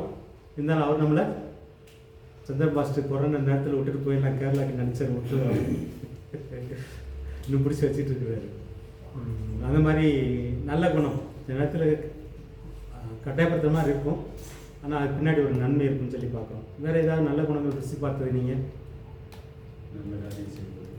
நல்ல காரியம் செய்யும்போது என்ன நல்ல காரியம் நீங்கள் மற்றவங்க செய்கிறீங்களா? செய்யும்போது அது வந்து அவர்கிட்ட பெற்ற குணத்தை வச்சு நீங்கள் இன்னொருத்தவங்க செய்கிறீங்க. இதில் நிறைய காரியம் அடங்கும். இதை பார்க்கும்போது நீங்கள் பார்த்தீங்கன்னா 2 பேரில் வந்து பேர் எழுதுவார், திவ்ய சுபாவத்துக்கு பங்குள்ளவர்களாகும் பொருட்டு. இப்போ கடவுளுக்கு ஒரு திவ்ய சுபாவம்னு ஒரு தெய்வீக ஒரு குணம் இருக்குது. அந்த குணத்தை நம்மளும் பெற்றுக்கொள்ளணும்னு பார்க்குறாரு. இதில் நிறைய காரியங்கள் இது வந்து எல்லாமே சேரும், இந்த ஆவியின் கனிகள் எல்லாமே சேரும் நற்குணம்னு பார்க்கும்போது. இப்போ கடவுளுக்குன்னு ஒரு நல்ல குணம் இருக்குது. இந்த நல்ல குணத்தை ருசி பார்க்குறது. கடவுளுக்கு கோபமும் இருக்குது, அன்பு இருக்குது. ஆனால் கோபத்தோட அன்பு பெருசு. இந்த இடத்துல அவர் எவ்வளோ கோபப்பட்டிருக்கணும், இருந்தாலும் அன்பு காட்டினார். அது ஒரு நல்ல குணம். இந்த மாதிரியெல்லாம் நீங்கள் யோசித்து பார்க்கலாம். இந்த சூழ்நிலையில் வந்து கடவுள் என்னை தள்ளி விட்டுருக்கணும், ஆனால் எனக்கு இறங்கினார்.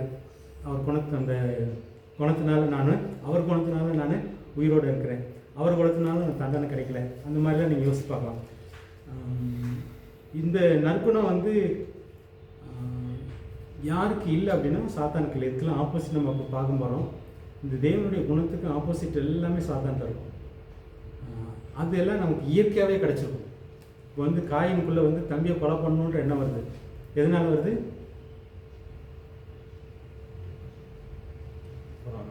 பொறாமையினால் வருது.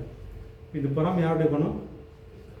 சாத்தானுடைய குணம். இப்போ சாத்தான் உள்ளே வந்துட்டான். இந்த பாவம் வாசப்படியை படுத்திருக்கும் போது இங்கே அவங்களோட பழக ஆரம்பிச்சிட்டான். அவனுக்குள்ளே உள்ள பொறாமை காயினுக்குள்ளே வந்துச்சு. அதுதான் கொலை பண்ண வைக்கிறது. ஸோ இந்த மாதிரி பார்த்தீங்கன்னா ஆணுடைய குணம்னு ஒன்று இருக்குது, அது அந்த ஆவியின் கனிகள். இதுக்கு ஆப்போசிட்டாக சாத்தானுடைய குணங்கள் இருக்கும். இந்த சாத்தானுடைய குணம் இயற்கையாகவே நமக்குள்ளே வந்திருக்கும். ஏன்னா நம்ம ஆவி செத்து போயிருந்துச்சு. அந்த செத்து போயிருந்து எதை பிடிக்குதுன்னா இவனுடைய குணம் நம்ம அப்பா அம்மா மூலமாக, தாத்தா பாட்டி மூலமாக, இல்லை உலகத்தில் பழகிறது மூலமாக அந்த குணம் நமக்குள்ளே ஆட்டோமேட்டிக்காக வந்திருக்கும். இப்போ இந்த குணங்கள் நற்குணங்கள் வரும்போது தான் இந்த குணங்கள் வெளியில் போகணும். சில நேரத்தில் நமக்கு ரெண்டுமே உள்ளே இருக்கும். ஆண்டுடைய குணமும் சில நேரத்தில் கிரியை செய்யும், நம்முடைய இயற்கையான இந்த கெட்ட குணங்களும் கிரியை செய்யும். இந்த கெட்ட குணங்கள் வந்து நம்ம வளரும் போது கிடைச்சது, ஜீன்லேயும் கிடைக்குது. இந்த மாதிரி நம்முடைய தாத்தா பாட்டி மூலமும் நமக்கு அந்த கெட்ட குணம் வருது. நம்ம பழக்கம் நம்மளை சுற்றி இருக்கவங்கள்ட்ட பழகும்போது நமக்கு அந்த கெட்ட குணங்கள் வருது. இதைத்தான் வந்து ஆவியில் செத்துப்போய் இருக்குன்றது. இந்த ஆவிக்கு உயிர் வந்தோடனே இந்த குணம் வந்து அந்த குணத்தை அழிக்கும். இந்த ஆவியில் உயிர் வர வர வர இந்த மாம்சத்தின் கிரியைகள் செத்து போகும். அதனால் எவர்கள் ஆவினால் நடத்தப்படுகிறார்களோ ஆவினாலே நடத்தப்படுகிறார்கள் அவர்கள் தேவனுடைய புத்திரராக மாம்சத்தை விட்டு ஓய்ந்திருப்பார்கள். இந்த மாதிரி நிறைய காரியங்கள் இருக்குது. அந்த ஆப்போசிட் காரியங்கள் வந்து இது நம்ம ஏற்கனவே நம்ம சர்ச்சில் பேசுகிற மாதிரி எப்படி ஒரு கெட்டதை போக்கணும். இப்போ ஒரு பைப்பில் வந்து சாக்கடை அடைச்சிட்டு இருக்கு, தண்ணி நல்ல தண்ணி வேணும். நமக்கு நல்ல தண்ணி அதில் பம்ப் பண்ணோன்னா அந்த கெட்ட சாக்கடையெல்லாம் அடிச்சுட்டு போயிடும். இதே மாதிரி தான் இந்த நமக்குள்ளே இருக்கிற அந்த கெட்ட குணங்கள் எல்லாம் இந்த நல்ல குணங்கள் வளர வளர ஓடு சேர்ந்த மணக்கும்.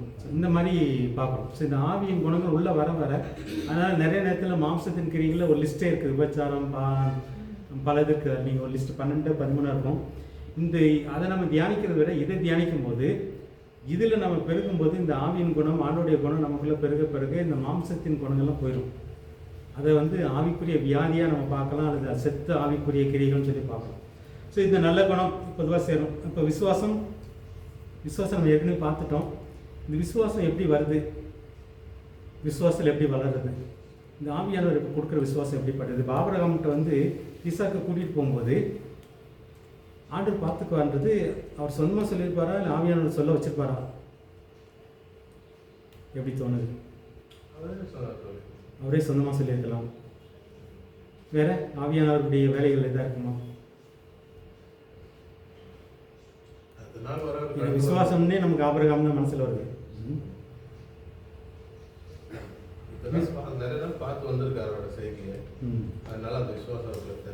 நம்ம ஏற்கனவே பார்த்த மாதிரி இந்த ஈசாக்கு பிறந்தே ஒரு அற்புதம். ஸோ அங்கேயே அவருடைய விசுவாசத்தை வந்து பார்த்துட்டாரு. இந்த ஆண்டவர் எல்ஷடாய் இவர் வந்து சர்வ வல்லவர். ஒருவேளை நம்ம பலி கொடுத்தாலும், ஏன்னா இவருக்கு வந்து அவர் பார்த்துக்கான்னு சொல்லியாச்சு, அவருக்குள்ளே இந்த விசுவாசம் என்ன அப்படின்னா, ஈசாக்கு பலி கொடுத்தாலும் இவன் உயிரோட எழுப்புவாராக இருக்கும். ஸோ இந்த இதெல்லாம் ஆவியானவர் கொடுத்தது. இது வந்து அவருக்கு சொந்தமாக கிடச்சிருக்காரு. இயேசுடைய உயிர்த்தலை பற்றி ஒரு வெளிச்சத்தை ஆபிரகாமுக்கு அப்பவே கொடுக்குறாரு ஆண்டவர். இயேசு சிலுவையில் சாகிறத பற்றி ஒரு வெளிச்சத்தை அந்த ஆட்டுக்குட்டி மூலமாக கொடுத்தாரு. ஆனால் உயிர்த்தலை பற்றி ஒரு வெளிச்சத்தை ஆபிரகாமுக்கு அங்கேயே கொடுக்குறாரு. ஒருவேளை ஈசாக்கு பலி கொடுத்தா இது எப்படி மூலம்னா, நான் ஏன் சாராவுடைய கப்பு செத்து போயிருந்துச்சு, பிறக்கிறதுக்கு வழி இல்லை, எனக்கும் பிள்ளையை கொடுக்கறதுக்கு வழி இல்லை. ஆனால் அப்போது வந்து இவர் பிள்ளையை கொடுத்தாரு. அப்படி தான் கிடச்சி இந்த ஈசாக்கு. அதனால் இந்த கடவுள் உயிரோடு எழுப்புவாராக இருக்கும். ஸோ அந்த விசுவாசத்தை ஆவியானவர் கொடுக்குறான்னு சொல்லி பார்க்கலாம். இது ஆபிரகாமுக்கு வந்து பைபிள் இல்லை, ஆபிரகாம் காலத்தில் வேதம் இல்லை. நேரடியாக பேசுகிறாரு, சத்தம் கேட்குது, மற்ற சூழ்நிலை மூலமாக பேசுகிறாரு. ஆனால் நமக்கு வந்து விசுவாசம் எப்படி வரும்? கண்ணு முடிச்சு நம்ம குருட்டு நம்பிக்கையா? அது விசுவாசம் கிடையாது. விசுவாசம் என்ன? நம்ம போன வாரம் கொஞ்சம் பார்த்து நினைக்கிறேன். விசுவாசம் நம்பிக்கை.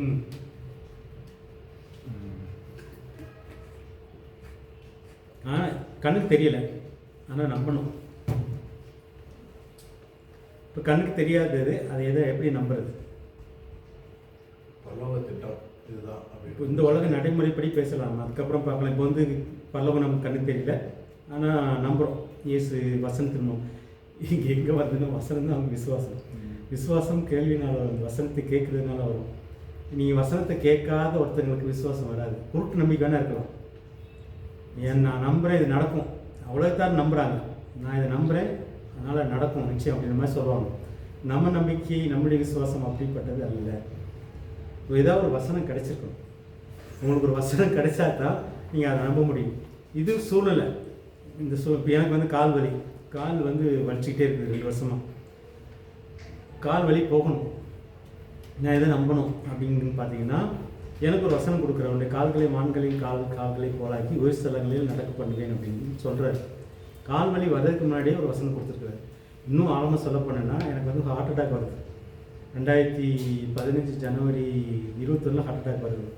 ஆனால் 2014 அக்டோபர் 9 எனக்கு ஒரு பிறந்த நாள். அக்டோபர் 9 பிறந்த நாள் என்ன சொல்கிறாருன்னா, மரண வாசலிருந்து நான் உன்னை தூக்கி விடுகிறேன், சீயோன் குமாரத்திற்கு என்னுடைய துதிகளை சொல்லி வருவாயின்னு ஒரு வசனம் கிடச்சிருக்கு. நோட்டில் எழுதி வச்சுருக்கிறேன். 4-5 மாதம் கழிச்சு அட்டாக் வருது. டாக்டர் ரிப்போர்ட் என்ன சொல்லுதுன்னா, நீ நார்மலாக வாழ முடியாது, இனிமேல் உன்னால் நார்மலாக வாழ முடியாது, மாதத்துக்கு ஒரு மாத்திரை சாப்பிடணும். ஆனால் ஒரு 3 மாதம் பெட்டர், 3 மாதம் படுத்த படுக்கை, புஸ்தகி போனோம் வர்றோம். டாக்டர் சொல்கிறதெல்லாம் இனிமேல் நார்மல் வாழ்க்கை இல்லை உனக்கு, இப்படியே ஒரு மாதிரி இருந்துட்டு போயிடலாம், மாத்திரையை வச்சுக்கிட்டு இப்படியே பொழைச்சிட்டு போயிடலான்றது. ஆனால் ஒரு நாள் டாக்டர், நான் வந்து ஆண்டோட புலம்புறேன், ஆண்டோட உங்களுக்கு தான் உதவி செஞ்சேன், ஏன் எனக்கு கதி அப்படின்னு கேட்கும்போது தான் டைரி எடுத்து வாசிக்க சொல்கிறாரு. வசனம் இப்படி எழுதி வச்சுருக்கேன் ஒரு 4 மாதத்துக்கு முன்னாடி. ஸோ அந்த வசனத்தை நான் நம்புகிறேன், இது நடக்கும். அவர் வந்து உண்மையிலே இது மரணத்தை அனுமதிச்ச உண்மை, மரண வாசலுக்கு போனது உண்மை. ஆனால் அந்த வாசலில் என்னை சாக விடலை, அந்த வாசல்லேருந்து வெளியில் இழுக்கிறாரு. இழுத்து எதுக்காக இழுக்கிறாருன்னா, நான் போய் அவரை பற்றி சாட்சி சொல்லணும். இந்த வசனத்தின் மேலே எனக்கு நம்பிக்கை வந்துச்சு. நம்பிக்கை வந்ததுனால இப்போ 10 வருஷம் ஆச்சு உயிரோடு இருக்கிறேன். இந்த 10 வருஷத்தில் 4 வருஷம் மருந்து மாத்திரையில் ஆஸ்பத்திரிக்கும் போகல, இருந்தாலும் உயிரோடு இருக்கிறேன். டாக்டரை போய் கேட்டால் முட்டாள்னு சொல்லுவாங்க. ஏன் இது வருதுன்னா, அந்த வசனத்தின் மேலே வச்ச நம்பிக்கை. இன்னும் சோதனை முடிஞ்சாலும் முடியலை. அதனால நான் போன வாரத்தில் சந்திர பாஸ்டர் கேட்டேன், இந்த வருஷத்துடைய வாக்குத்தத்த வசனம் என்ன அப்படின்னு. அந்த வசனத்தின் அடிப்படையில் நமக்கு ஒரு நம்பிக்கை வரும். ஆண்டவர் சொல்லியிருக்காரு, இது சூழ்நிலை, இது ஒரு மனித சூழ்நிலை. ஆனால் ஆண்டவர் வந்து அதுலேருந்து மாற்றம்னு ஒரு வசனத்தை கொடுக்குறாரு. அதை நம்ம நம்பும் போது இது நடக்கும். மனித சூழ்நிலை மாறி எதை நம்ப சொன்னாலும் அது நடக்கும். ஸோ இதை தான் விசுவாசம்னு சொல்கிறோம். எத்தனை பேருக்கு இதில் ப்ராக்டிஸ் இருக்குது? ஏன் ப்ராக்டிஸ் சொல்கிறேன், உங்கள் வாழ்க்கையில் எதாவது இருந்துச்சுன்னா சொல்கிறேன். இதில் நிறைய இடத்துல நான் இந்த ப்ராக்டிஸ் பண்ணியிருக்கேன் விசுவாசத்தை. இப்போ நான் ரிசைன் பண்ணுறேன், 2021 ஜூனில் ரிசைன் பண்ணுறேன். எங்கள் ஸ்தாபனத்தில் மாதம் 1 லட்ச ரூபாய் எனக்கு அக்கௌண்ட் வந்துருக்கு. ஊழியத்துக்கு 50,000 ரூபா, சம்பளம் 50,000 ரூபா எங்கள் வீட்டுக்கு. அடுத்த மாதம் 1 லட்ச ரூபா வராது என் அக்கௌண்ட்டுக்கு. ஊழியமும் நடக்கணும், வீட்டுக்கு சாப்பாடு வேணும். ஒரு கலக்கத்தில் தான் படுத்திருந்தேன். காலண்டர் ஒரு வீட்டில் காலண்டர் தந்த அந்த காலண்டரில் வந்து, பயப்படாதே நான் உனக்கு வேண்டியபடியெல்லாம் செய்வேன், 103:11 இருந்துச்சு அந்த காலண்டரில். அந்த வசனம் கிடைச்ச உடனே பயம் போயிடுச்சு எனக்கு. அந்த வசனத்தின் மேலே ஒரு விசுவாசத்தை கொடுத்தாரு ஆண்டவர். இல்லை அவர் சொல்லிட்டாரு, பயப்படான்னு சொல்லிட்டாரு, எங்கே தேவை இருக்கு நான் பார்த்துக்கிறேன்னு சொல்லிட்டாரு, அவர் பார்த்துப்பாரு. 2021 நம்பினேன், 2021 போச்சு, 22 நம்பினேன், 22 போச்சு, 23 நிறைவான பலன் தருவேன்னு சொன்னார். நிறைவான பலன் நடத்தினார். இந்த மாதிரி பொருளாதாரத்திலும் பார்த்துருக்கிறேன், சரீரத்திலும் பார்க்குறேன். விசுவாசம் ரொம்ப முக்கியம். அதனால நமக்கு பேரே விசுவாசின்றது.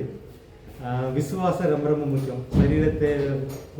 சரீரத்தில் ஆரோக்கியத்துக்கும் சரி, நமக்கு பொருளாதார தேவைகள் சந்திக்கப்படுவதற்கும் விசுவாசம் ரொம்ப ரொம்ப முக்கியம். ஊழியத்தில் வளர்ச்சிக்கும் ரொம்ப ரொம்ப முக்கியம்னு சொல்லி பார்க்குறோம். இந்த விசுவாசம் வந்து அற்ப விசுவாசமாக இருக்கலாம். ஆரம்பத்தில் நம்ம கொஞ்சமாக இருக்கலாம். கொஞ்சம் விசுவாசம்னா பயந்துடுறது, நடக்கும் நம்புவோம், இருந்தாலும் பயம் இருக்கும். இது வந்து அற்ப விசுவாசம். பெரிய விசுவாசம்னு ஒன்று இருக்குது. சிறியவனுடைய விசுவாசம் பெரியதுன்னு நான் இயேசு சொல்லியிருக்கேன். சிலர் பார்த்து சீசரை பார்த்து அதிகமாக சொல்லியிருக்காரு, அற்ப விசுவாசம் ஏன் பயப்பட்டாங்க. இப்போ விசுவாசமும் பயமும் சேர்ந்து இருந்துச்சுன்னா அது அற்ப விசுவாசம். பயமே இல்லாத ஒரு விசுவாசம் வரும், அது வந்து பெரிய விசுவாசம். இதுக்கு இடையில நிறைய ஸ்டேஜஸ் எல்லாம் இருக்குது. இந்த விசுவாசன்றது வந்து அளவுகள் இருக்குது. நம்ம எந்த அளவில் இருக்கோம்னு சொல்லி நீங்கள் பாருங்கள். இது ஆண்டவர் கொடுக்குறது. இது ஆவியுடைய ஒரு கனியாக பார்க்குறோம். இது ஒரு வரமாகவும் இருக்குது, இது கனியாக இருக்குன்னு சொல்லி பார்க்கணும். ஸோ இந்த கனி நம்ம ருசி பார்த்துருக்கணும். நம்ம மூலமாக 4 பேர் ருசி பார்க்கணும்னு சொல்லி பார்க்கணும். நம்ம வாழ்க்கையில் இந்த விசுவாசத்தை பற்றி நான் சொல்ல சாட்சியின் மூலமாக உங்களுக்கும் ஒரு ஆசை வரும்ன்றது தான் என்னுடைய இருக்கும். வேறு எங்கேயாவது சொல்ல விரும்புகிறீங்களா விசுவாசத்தை பற்றி? அதனால் குருட்டு நம்பிக்கை கிடையாது, அதாவது பாசிட்டிவ் திங்கிங்கும் கிடையாது. இந்த விசுவாசனை வந்து பாசிட்டிவ் திங்கிங்னு சொல்லுவாங்க. இப்போ வருது நிறைய, நீ நினச்சேன்னா அதையே குறிக்கால வச்சேன்னு அடைஞ்சலான்றது, அதெல்லாம் கிடையாது. விசுவாசம் எங்கே ஆரம்பிச்சிருக்கணும்? ரொம்ப முக்கியம், வசனத்தில் ஆரம்பிச்சிடணும். ஆண்டவர் மட்டும் பேசியிருக்கணும், இதை செய்வேன்னு சொல்லியிருக்கணும். இந்த ஆபிரகாமுக்கு இந்த விசுவாசம் எப்படி வந்துச்சுன்னா, நான் கொன்னாலும் உயிரோடு எழுப்புவார்ன்ற விசுவாசம் எங்கே வருதுன்னா, ஒரு வாக்குத்தத்தை கொடுத்துருந்தாரு. ஈசாக்கு பிறக்கிறதுக்கு முன்னாடி என்ன வாக்குத்தத்தம்?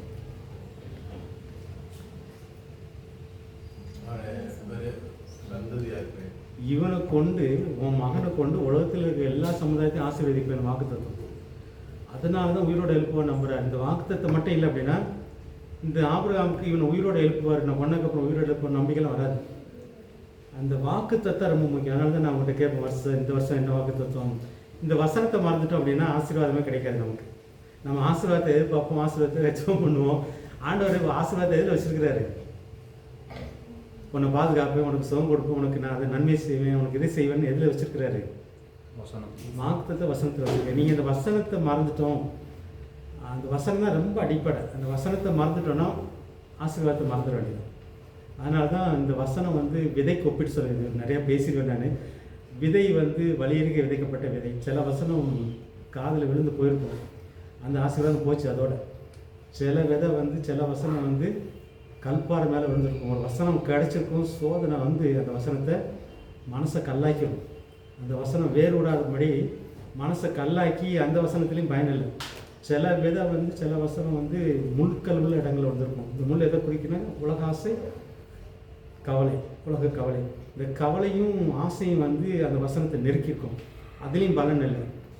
சில விதை தான் 30 மடங்கு, 60 மடங்கு, 100 மடங்கு. ஸோ இது வந்து ஏன் இந்த வசனத்துக்கும் விசுவாசத்துக்கும் விதைக்கும் நம்ம சேர்த்து பேசுகிறோம் அப்படின்னா, எல்லாமே வசனத்தை வரும். நமக்கு ஆண்டு ஒன்று கொடுக்க போகிறேன் அப்படின்னா முதல்ல பேசுவார், வசனம் மூலமாக பேசுவார். அந்த வசனத்தை நம்ம மறந்துட்டோம் அப்படின்னா, இந்த வசனத்து மேலே விசுவாசம் ஒன்று வேறு, வசனத்தை மறந்துட்டோம் அப்படின்னா நமக்கு அதில் உள்ளது கிடைக்காம போயிடும்ன்றது முக்கியம். இப்போ எனக்கு வந்து என் கால்களை மான்களின் கால்களை போலாக்க வேண்ட வசனத்தை மட்டும் மறந்துட்டேன்னு வைங்க, என் கால் சரியாகிறத மறந்துடணும். ஆனால் அந்த வசனத்தின் மேலே எனக்கு 30 மடங்கு நம்பிக்கை இருந்துச்சுன்னா 30 மடங்கு சரியாகும். அந்த வசனத்தின் மேலே எனக்கு 60 மடங்கு நம்பிக்கை வந்துச்சுன்னா 60 மடங்கு சரியாகும். அந்த வசனத்தின் மேலே 100 மடங்கு நம்பிக்கை வந்துச்சுன்னா எனக்கு 100 மடங்கு சரியாகும். வலியருகே விதைக்கப்பட்ட விதை மாதிரி மறந்து போச்சு அப்படின்னா சாகர வரைக்கும் கால் விழுது சாக. ஸோ இதுதான் விசுவாசம். ஸோ இந்த விசுவாசத்தில் ஸ்டேஜ் இருக்குன்னு பார்த்துக்கோங்க. அது நம்முடைய பங்கு நிறையா இருக்குது விசுவாசத்தில். வந்து இது ஆவியானவர் தான் கொடுக்குறாரு. ஆனால் நம்முடைய பங்கு என்னென்னா, அந்த வசனத்தை அசை போட்டுக்கிட்டே இருக்கிறது. அந்த வசனம் எப்படியாவது வேறு விடணும், அந்த வசனத்தின் பலனை நான் நிச்சயம் பார்க்கணும் அப்படின்றதில் நம்ம உறுதியாக இருக்குன்னு சொல்லி பார்க்குறோம். அடுத்து சாந்தம். சாப்பாடு வந்துச்சா? இந்த 2 தான் சாந்தம், இச்சை அடக்கம். சாந்தம்னா, சாந்தத்துக்கு உதாரணமாக யார் சொல்லலாம்? சாந்தம்னா சாந்த குணம் இயேசு தான் முதல்ல எல்லாத்துலேயும். ஓகே, கோபப்படுறது கம்மி பண்ணணும். கம்மி பண்ணணும். கோவம் வருது பார்த்த உடனே இருந்தாலும் அடக்குடா மனசு அடக்கு, கொஞ்சம் அமைதியாருன்னு சொல்லி நம்மளே பேசணும். வேற இயேசு தவிர வேற ஏதாவது சாந்தத்துக்கு அடையாளமாக யாரையாவது உங்களுக்கு ஞாபகம் வருதா? நீங்கள் அடுத்து வரும்போது ஒரு அசைன்மெண்ட் கொடுத்துட்டேன்னு நினைக்கிறேன். எனக்கு நிச்சயம் கிடையாது. சாந்தமும் ஒரு ஆவிக்குரிய குணம் தான். பவுல் சாந்த குணம் உள்ளவரா?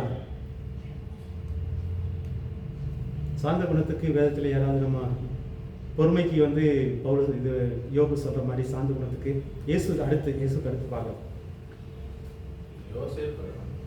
யோசேப்பு சொல்லலாம். பழைய ஏற்பாட்டில் வந்து யோசேப்பு சாந்த குணம் தான். அவர் வந்து இப்போ கோவருது அண்ணமாரெலாம் இப்படி பண்ணிட்டாங்கன்னு அடக்குறீங்க சொன்ன மாதிரி அடக்கி காட்டுறாரு, அழுகிறாரு. யோசேப்பு சொல்லலாம். வேற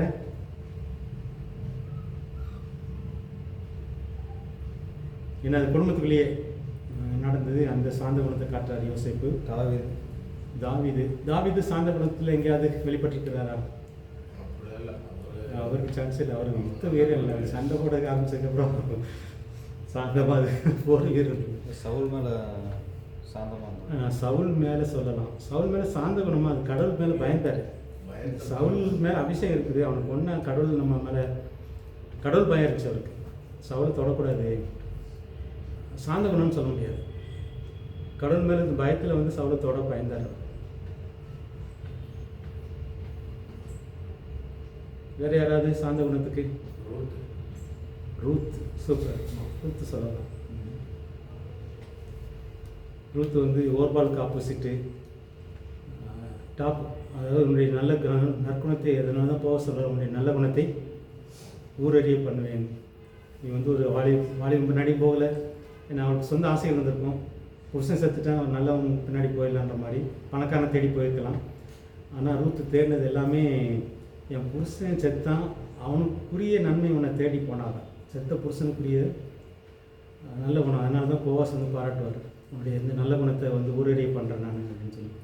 ஸோ ரூத் சூப்பர். வேறு யாராவது சாந்த குணத்தில்?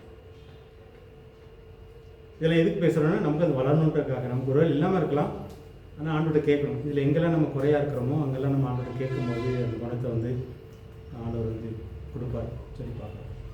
சாந்த குணமும் ஆண்டவர் கொடுக்குறது. சில நேரத்தில் வந்து பொறுமை இழந்துட்டோம் அப்படின்னா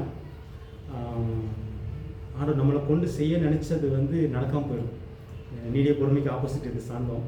அதனால தான் அதோட சேர்த்து பேசுவோம். இந்த சாந்த குணம் வந்து ரொம்ப அவசியம். ஒருவேளை நம்மளை கொண்டு ஒரு காரியத்தை செய்ய நினச்சிருப்பார். இப்போ வந்து யோசேப்பை கொண்டு அந்த குடும்பத்தெல்லாம் காப்பாற்றணும்னு தான் தேவனுடைய திட்டம். யோசேப்புக்கு அந்த சாந்த குணம் இல்லாமல் மட்டும் போயிருக்கும். அண்ணமார் மேலே கோபப்பட்டிருப்பாரு. மொத்த தடவையிலே வந்தானுங்க பிடிச்சி ஜெயில் அடைச்சிடலாம், பழி வாங்கிக்கலாம், இவனுங்க தான் நம்மளை கணத்தில் தூக்கி போட்டது அப்படின்னு அந்த குணத்தை மட்டும் காட்டாமல் இருந்திருப்பாருன்னா அவங்க அப்பா அம்மா அவங்களுடைய சந்ததியை ஆசீர்வதிக்கப்பட்டிருக்காரு. அதெல்லாம் அதனால் ஆண்டுடைய திட்டம் நிறைவேறதுக்கு இந்த சாந்த குணம் வந்து ரொம்ப அவசியம்னு சொல்லி பார்க்கலாம். நம்மளை குறித்த ஆண்டுடைய திட்டங்கள் நிறைவேறதுக்கும் சாந்த குணங்கள் அவசியம் சொல்லி பார்க்கலாம். மோசையை சொல்லலாம். மோசை ஆண்டோரே சொல்கிறார். சில இடத்துல ஒரு இடத்துல கோவப்பற்றா இருந்தாலும் ஆண்டோரே சர்டிஃபிகேட் கொடுத்தாரு மோசைக்கு. இவனை மாதிரி ஒரு சார்ந்த குணத்தை உள்ளவன நான் மாசி பார்க்கலாம். சரி, இதெல்லாம் நம்ம நீங்கள் அந்த வசனத்தை சேர்த்து கொடுத்துட்டாங்க. மோசையை சொல்லலாம்.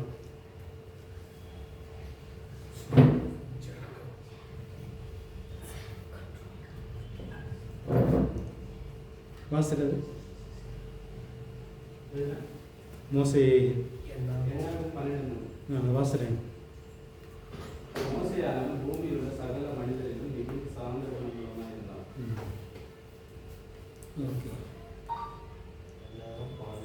ஏன்னா இந்த மோசைக்கு வந்து இப்போ வந்து யோசேப்புக்கு பொறுத்தவரையில் வந்து ஒரு தடவை தான் நடந்துச்சு குளிக்கிற தூக்கி போட்டது. அதே மாதிரி ரூத்துக்கும் ஒரே தடவை தான். மோசைக்கு வந்து எத்தனை வருஷம் சோதிக்கப்பட்டார் அவர்? 40 வருஷம். அதனால தான் கடவுள் அவருக்கு நல்ல சர்டிஃபிகேட் கொடுத்தாரு. அதனால் இயேசுக்கு அடுத்து டாப்பாக பார்த்தா மோசை தான். சாந்த குணத்தில் வந்து மோசை தான். மோசைக்கு அப்புறம் தான் நம்ம யோசைக்கு கொண்டு வரலாம். யோசைக்கு அப்புறம் தான் மோசை டாப்னு சொல்லி பார்க்கணும். சாந்த குணத்துக்கு எப்படி நீடிய பொறுமைக்கு யோகோ டாப்னு பார்க்கணுமோ அதே மாதிரி சாந்த குணத்தில் வந்து மோசை. ஏன்னா ஒரு நாள் 2 நாள்லாம் அமைதியாக இருக்கலாம். மோசையை வந்து நோயின்றாங்க மக்கள். 10 லட்சம் பேர் 40 வருஷம் நோயின்போது எப்படி தான் அந்த ஒரு இடத்துல அவர் தவறிடுறாரு. அதனால தான் கானானுக்குள்ளே போக முடியல. ஆனால் சாந்த குணத்தில் டாப் வந்து மோசை தான். சரி, இச்சை அடக்கம். யோசேப்பு. இச்சையடக்கம் யோசேப்பு, டக்குன்னு சொல்கிறாரா? யோசேப்பு, ஓகே.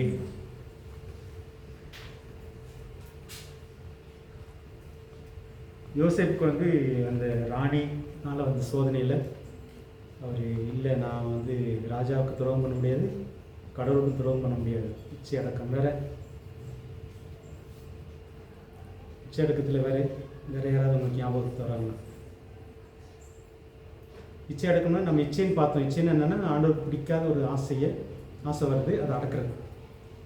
நார்மலான ஆசைகள்லாம் இருக்குது மனுஷனுக்கு, ஒரு நார்மலான ஆசைகள் இருக்குது, அதில் பிரச்சனை இல்லை.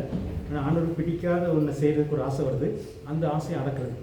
அந்த ஆசையை அடக்கிறதுக்கு ஆவியானோடு நம்ம யாராச்சும் தப்பான பார்த்தானா அது ஒரு இச்சை, அதை அடக்கிறதுக்கு ஒருவேளை முதல்ல முடியலனாலும் ஆண்டோட கேட்கணும். ஆவியானோட கேட்க ஆவியானவர் இதையும் கொடுப்பாரு. இது ஒரு கனி. முதல்ல நமக்கு கஷ்டமாக இருக்கும் அந்த இச்சை அடக்கிறதுக்கு. ஆனால் போக போக போக போக அது வந்து அதில் கேட்க ஆண்டவர் வந்து அந்த இது ஒரு கனியாக கொடுக்குறாரு. இதில் வந்து டாப்பு யோசேப்பெல்லாம் எப்படி வளர்ந்தாருன்னு தெரியல. யோசேப்புக்கு வந்து வாலிப வயசுலேயே இந்த பொம்பளை இழுத்தா கூட இவர் வந்து விட்டு கொடுக்குறாரு. அதனால தான் யோசேப்பு வந்து டாப்புன்னு பார்ப்போம் இச்சை அடக்கத்தில், பெண் காரியத்தில் உள்ள இச்சை அடக்கத்தில். வேறு யாராவது வேதத்தில் இச்சை அடக்கத்தில் நீங்கள் பார்க்குறீங்களா?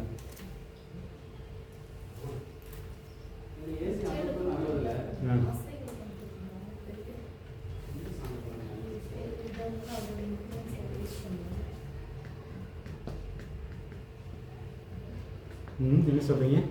பவுல் சொல்றாங்க, பவுல் இன்ஃப்ளூயன்சரா இருந்திருக்காரு. அவர் எது இன்ஃப்ளூயன்ஸ் அவர் பயன்படுத்திக்கல. ஓகே, அவரோட பேரை எங்கேயுமே பயன்படுத்தல. பயன்படுத்தல. கூடாத வேலை செஞ்சு அப்படி தானே பண்ணணும். பவுல் ரொம்ப ட்ரிக்கானவர். ஆனால் அந்த விஷயத்தில் பயன்படுத்த வேண்டிய இடத்துல பயன்படுத்தாரு. ஆனால் ஒரு இடத்துல வந்து இதெல்லாம் பெருசாக நினச்சாரு, ஆனால் பெருசாக நினைக்கல. இப்போ வந்து இயேசுக்கு முன்னாடி அதெல்லாம் குப்பைன்றது மாதிரி. ஆனால் ஒரு இடத்துல சொல்லுவார், நான் ரோம பிடிச்சி என்ன அடிச்சேன்னா நீ எல்லாம் சும்மா அந்த மாதிரி சொல்லுவார். அவர் ரொம்ப அவர் என்ன சொல்கிறது, டிப்ளமேட்டிக் கை அவர். ஆனால் அவர் இச்சை அடக்கணும்னு வேறு ஏதாவது சொல்ல முடியுமா அவர் பவுல் வாழ்க்கையில்? அதாவது ஆண்டவர் பிடிக்காத ஒரு ஆசை வந்து அதை அடக்கிறது, அந்த மாதிரி தான் பார்க்குறோம். பொருள் ஆசை லிமிட்டுக்கு மேலே அவர் வந்து வாழ்ந்திருக்கும் தெரியும், தாழ்ந்திருக்கும்னு சொல்லாரு. சொல்லலாம், பொருளாசையை பற்றி வேணால் சொல்லலாம். அவருக்கு வந்து நிறைய கிடைக்குது, இருந்தாலும் அது மேலே ஒரு மோசே அரண்மனை வாழ்வை விட்டுட்டு ஓகே. அவர் அனுபவிச்சிருக்காரு. 80 வயசுல தான் தெரிஞ்சது. மோசை வந்து இச்சை அடக்கம் சொல்ல முடியுமா? மோசை வந்து 40 வருஷம் அரண்மனையில் வாழ்ந்தாரு, என்ஜாய் பண்ணுறாரு. ஆனால் அது ஆண்டோடைய திட்டம் தான். ஏன்னா அந்த இதெல்லாம் தெரிஞ்சிருக்கணும். அந்த ஒரு லீடராக வர்றதுக்கு தெரிஞ்சுக்கணும். இந்த மோசை இச்சை அடக்கணும் வந்து இவங்க சொல்லுவாங்க எங்கன்னா, இப்போ வந்து மோசை போன இடம் பார்த்தீங்கன்னா, இந்த யாக்கோபுக்கும் மோசைக்கு நீங்கள் கம்பேர் பண்ணி பாருங்கள். யாக்கோபு வந்து ஒரு 2 பெண் பிள்ளைங்க வீட்டுக்கு போகிறாரு, அத்தை மாமா பிள்ளைங்க வீட்டுக்கு. அங்கே போயிட்டு மாமா செஞ்சது தப்பு வேறு, ஆனால் இவர் வந்து 4 பொண்டாட்டி கட்டிக்கிறாரு. ஆனால் மோசை போன வீடு பார்த்தீங்கன்னா அந்த இடத்துல இச்சை அடக்கம் சொல்லலாம். அது டிகேல நாங்கள் பேசியிருக்கிறோம். மோசையை வந்து தப்பிச்சு போகிறாரு. மாமா வீட்டில் எத்தனை பொம்பளைங்க இருக்காங்க? ஆனால் அந்த இடத்துல வந்து ஒரு ஒரே மனைவியோட, ஏன்னா இவங்களுக்கு மோசைக்கு முன்னாடி யாக்கோபு அவர் 4 மனைவியெல்லாம் வச்சுருந்தாரு. ஆபிரகாமுக்கு 2-3 இருந்துச்சு. ஆனால் மோசைக்கு வந்து அது தாக்கம் வரல. மோசை வந்து அந்த இடத்துல சொல்லலாம் இச்சை அடக்கத்தில். அரண்மனை காரியத்தை சொல்லலாம் கூட. மோசை போன வீடு பார்த்தீங்க அப்படின்னா அந்த காலகட்டத்தில் பல பெண்களை திருமணம் முடிக்கலாம். ஆனால் மோசை வந்து அந்த இதுக்குள்ளே போகலை, மாறுன்னு நாங்கள் பேசியிருக்கிறோம். அந்த இடத்துல சொல்லலாம் மோசை சார். வேறு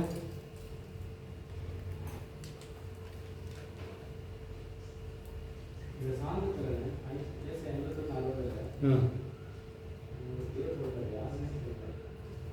யூதாவின் ராஜாவாகிய சிதேக்கியா ராஜா கொல்லப்பட்ட 4ஆம் வருஷத்திலே பாபிலோனுக்கு போன சமயத்தில் அவனோடு கூட போன மாசேயின் குமாரன் பெரியாவின் குமாரனும் சாந்த குணமுள்ள பிரபுவுமாகிய செரையாவுக்கு எரேமியாவுக்கு பேசி கற்பித்த வார்த்தை.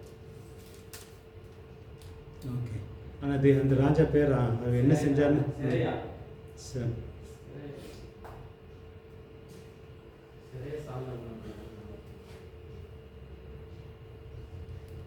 சரியா. அவரை பற்றி நமக்கு டீட்டெயிலாக தெரியல, இருப்பாங்க. ஆனால் அடுத்து மோசேயுடைய வசனம் எதில் சொன்னேன்?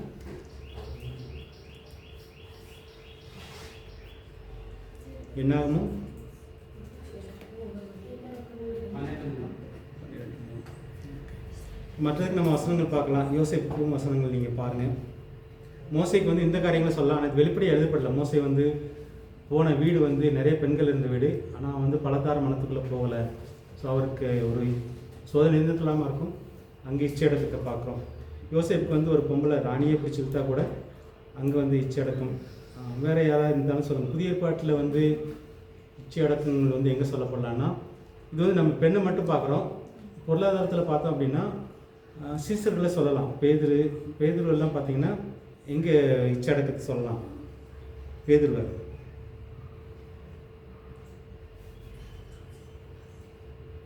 தான் முதல் சபை தலைவர், பாஸ்டர் அவர். அந்த 3000 பேருக்கு தலைவர் அவர் தான். முதல் போப்பு சொல்லலாம், முதல் பாஸ்டர் எல்லாம். நம்ம பெண்களுக்கு மட்டும் பார்த்தா பத்தாது. இச்சை அடக்கத்தில் வந்து பணமும் பணாசை, மண்ணாசை. இதில் வந்து பேதருக்கு வந்து பொன்னாசை மண்ணாசை இல்லை. ஏன் இல்லை? எந்த இடத்துல இல்லை? பேதுரு ஜாதியை பயன்படுத்தினாங்க. இல்லை, நம்ம வந்து இச்சடக்கத்தை பற்றி பார்க்குறோம். இச்சடக்கத்தில் பார்த்தீங்கன்னா பேதுரு தான் ஃபஸ்ட்டு போப்பு, ஃபஸ்ட்டு பாஸ்டர். 3000 பேர் வர்றாங்க, சபையில் செய்கிறாங்க. அடுத்த 5000 பேர் வர்றாங்க. எல்லாத்தையும் விற்று கொண்டாந்து காலடி வைக்கிறாங்க. புரியுது உங்களுக்கு? பேதுரு தான் எல்லா சொத்துக்கும் அதிபதி. எல்லாத்தையும் விற்று கொண்டாந்துட்டாங்க. அவங்க இடத்த வீட்டெல்லாம் விற்று கொண்டாந்துட்டாங்க ஒன்றா இருக்கலான்ட்டு. எல்லா சொத்தும் இப்போ யார் கையில் இருக்குது? பேதுரு கையில் இருக்குது. ஆனால் அவர் ஆசைப்பட்டாரா? இல்லை. சரி, பணம் வேறு அந்த மாதிரி யாராவது இருந்தால் சொல்லுங்கள். பொதுவாக வந்து இந்த இச்சை அடக்கம் எங்கெல்லாம் வேணால் பெண் மண் பொண்ணு இல்லை அதான் சொல்லுவாங்க. பெண்ணாசை மண்ணாசை பொன்னாசை.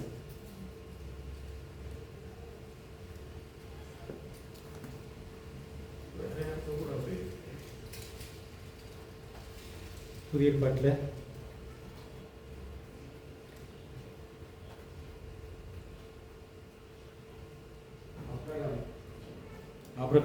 ஆபிரகாமை இந்த இடத்துல சொல்லலாம். பழைய ஏற்பாட்டில் ஆபிரகாம் சேர்க்கலாம்.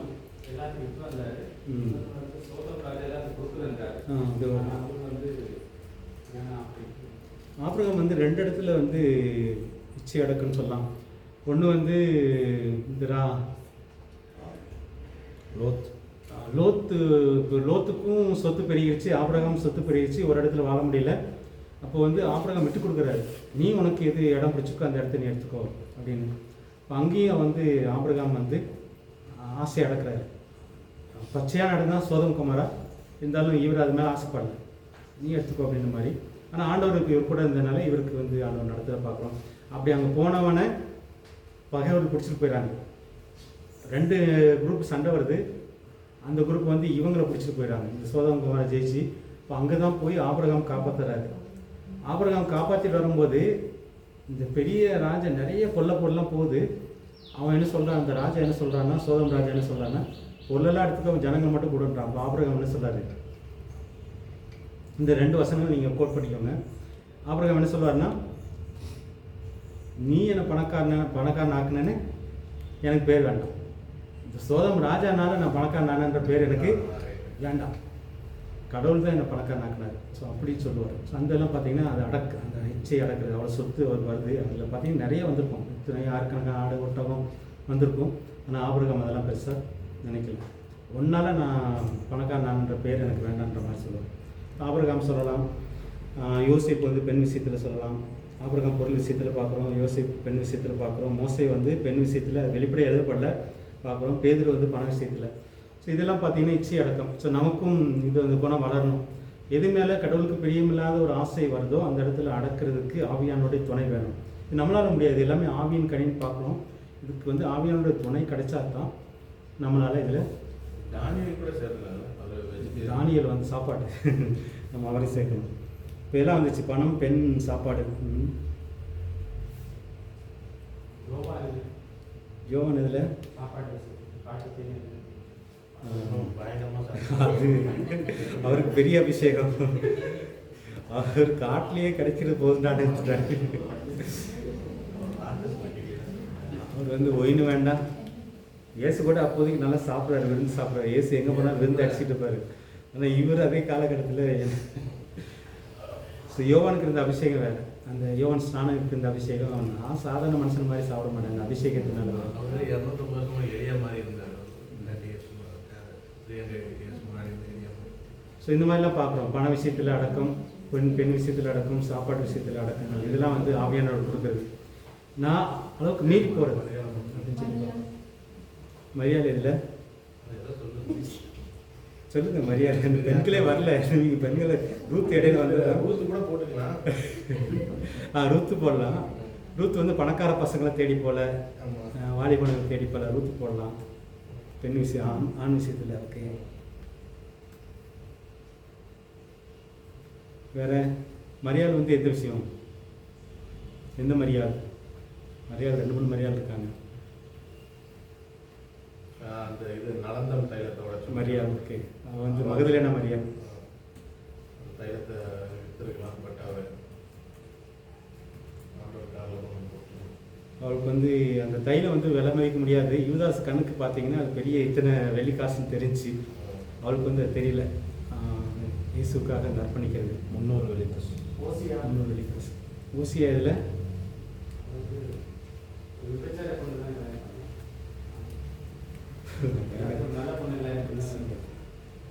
கடவுள் சொன்னபடி வேறு வழியில் அவருக்கு. அதாவது இஸ்ரேல் மக்கள் வந்து கடவுளை விட்டுட்டு பாகால் பின்னாடி போயிட்டாங்க. அந்த பாடத்தை சொல்லிக் கொடுக்கறதுக்காகவே ஒரு தீர்க்கதரிசியை வந்து ஒரு வேசியை கல்யாணம் பண்ண சொல்கிறார். அதெல்லாம் ரொம்ப கொடுமையான ஒரு வாழ்க்கை. திரும்ப அவர் இன்னொருத்த கூட போயிடுவான். திரும்ப கூட்டிகிட்டு வர சொல்லுவார். இது எதுக்குன்னா இந்த இஸ்ரேல் மக்கள் திரும்ப விற்கிறவங்க பின்னாடி போயிடுவாங்க. திரும்ப அவங்களுக்கு வருது. இது வந்து ரொம்ப அந்த மாதிரி ஒரு வாழ்க்கையில் யாருக்கு கிடைக்கும்? அப்படிப்பட்டவர் தான் யோசிக்கல.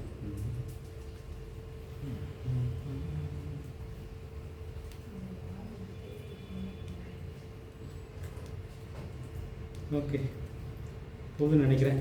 ஆவின் ரூத் அவங்க கல்யாணம் பண்ணி சேர்த்து வைப்பாரு. யாரு? இல்லை இல்லை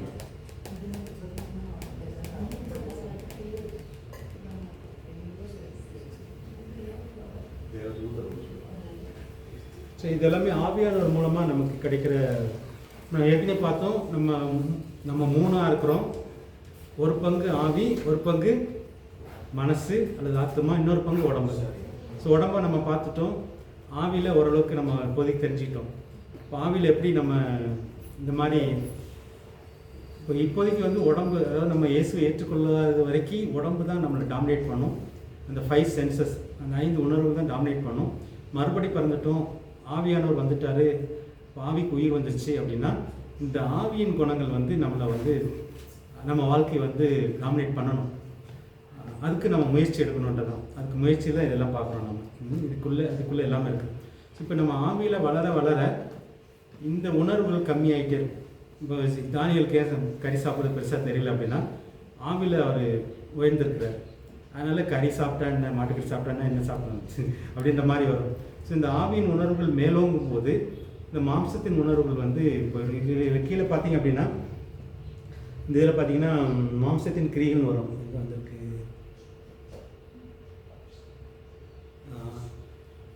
இந்த ஆவிக்குரிய ஆரோக்கியம், இந்த நோய்கள், இந்த மாம்சத்தின் கிரியைகள் ஒரு லிஸ்ட்டே இருக்குது பாருங்கள். இந்த ஆவிக்குரிய குணங்கள் வளர வளர பார்த்தீங்கன்னா இந்த மாம்சத்தின் கிரியைகள் வந்து செத்துக்கிட்டே இருக்கும். அது இல்லை அப்படின்னா இது ஆட்டோமேட்டிக்காக இந்த மாம்சத்தின் தான் இயற்கையாகவே நம்ம மாம்சத்தினால தான் நடத்தப்படுறோம், ஆளப்படுறோம். இந்த ஆவியின் குணங்கள் வளராத பட்சத்தில் மாம்சம் நமக்குள்ள ஓங்கியிருக்கும். இதுக்காக தான் இந்த ஆவிக்கு வந்து ஆவியை ரொம்ப முக்கியமாக தியானிக்கிறோம். நம்ம பொதுவாக பேசியிருப்போம் ஆவிக்குரியவர்கள், ஆவிக்குரிய மனுஷன், ஆவிக்குரிய பாஸ்டர், ஆவிக்குரிய பொண்ணு, ஆவிக்குரிய பையன் அப்படின்ற மாதிரிலாம். ஆனால் நம்ம உண்மையிலே இந்த 9 குணங்கள் இருக்குதா, 9 அவனுக்குள்ளே இருக்குதா, அவனுக்குள்ளே இருக்குதான்னு தெரிஞ்சால் தான். அது தெரியணுன்னாலே நமக்கு ஆவியில் உயிர் வேணும், நமக்கும் ஆவியில் இந்த குணங்கள் நமக்கு இருந்தால் தான் இன்னொருத்தனுக்கு இருக்குதா இல்லையானலாம் புரிஞ்சுக்க முடியும்னு சொல்லி பார்க்குறோம். ஸோ இதுதான் ஆண்டோடைய பெரிய விருப்பம். ஆண்டோடைய நோக்கம் ரட்சிப்பின் திட்டத்தில் ஒன்று வந்து பார்த்தீங்கன்னா இந்த மாம்சத்தின் கிரிகளை அழித்து ஆவியின் கிரிகள் ஓங்கி நிற்கும் போது நமக்கு வந்து ஆவி உலகத்தோட, அல்லது இந்த ஆவி உலகத்தில் 2 ஆவி உலகம் இருக்குது, இருளான ஆவி உலகம், வெளிச்சத்தின் ஆவி உலகம். நம்ம வெளிச்சத்தின் ஆவி உலகத்தோடு நம்ம நெருங்கி வாழும்போது மற்றதெல்லாம் பெருசாக தெரியாதுன்னு சொல்லி பார்க்கலாம். ஆத்மாவை பற்றி நம்ம அடுத்த வாரத்தில் பார்க்கலாம். ஆவிக்கு கிடைக்கிற நன்மைகள் இதெல்லாம், மாம்சத்துக்கு கிடைக்கிற நன்மைகளை பார்த்தோம். ஆத்மாவுக்கு சில நன்மைகள் இருக்குது. ஆத்மானா மனசு, மனசு வேற ஒன்றும் இல்லை, மறு ரூபமாக அது ஒரு ரூபத்திலேருந்து, இது வந்து ரெண்டுக்கு இடையில இருக்குது. மாம்சத்துக்கும் ஆவிக்கும் இடையில மனசு இருக்குது. இந்த ஆவியின் தாக்கமும் மனசில் இருக்கும், மாம்சத்தின் தாக்கமும், இந்த 5 உணர்வுகளும் மனசில் வந்து வருங்களும், இந்த பக்கம் வசனத்தின் தாக்கமும் உள்ள வரும், ஆவியின் உணர்வுகளும். இதுக்கு ரெண்டுக்கு இடையில தான் மனசு. அதனால தான் மனசில் ஒரு யுத்தம் நடக்குது நமக்கு. ஆவி மாம்சம் ஆவிக்கு விரோதமாக, ஆவி மாம்சத்துக்கு விரோதமாக போராடுகிறது. அது எங்கே நடக்குன்னா மனசில் நடக்குது, ஆத்மாவில் நடக்குது. ஸோ அந்த ஆத்மாவுக்குரிய ஆசீர்வாதங்கள் நம்ம அடுத்த வாரத்தில் பார்க்கலாம். யாராவது கொஞ்சம் ஒன்று முடிக்கலாம். வேறு ஏதாவது கேட்க விரும்புறீங்களா?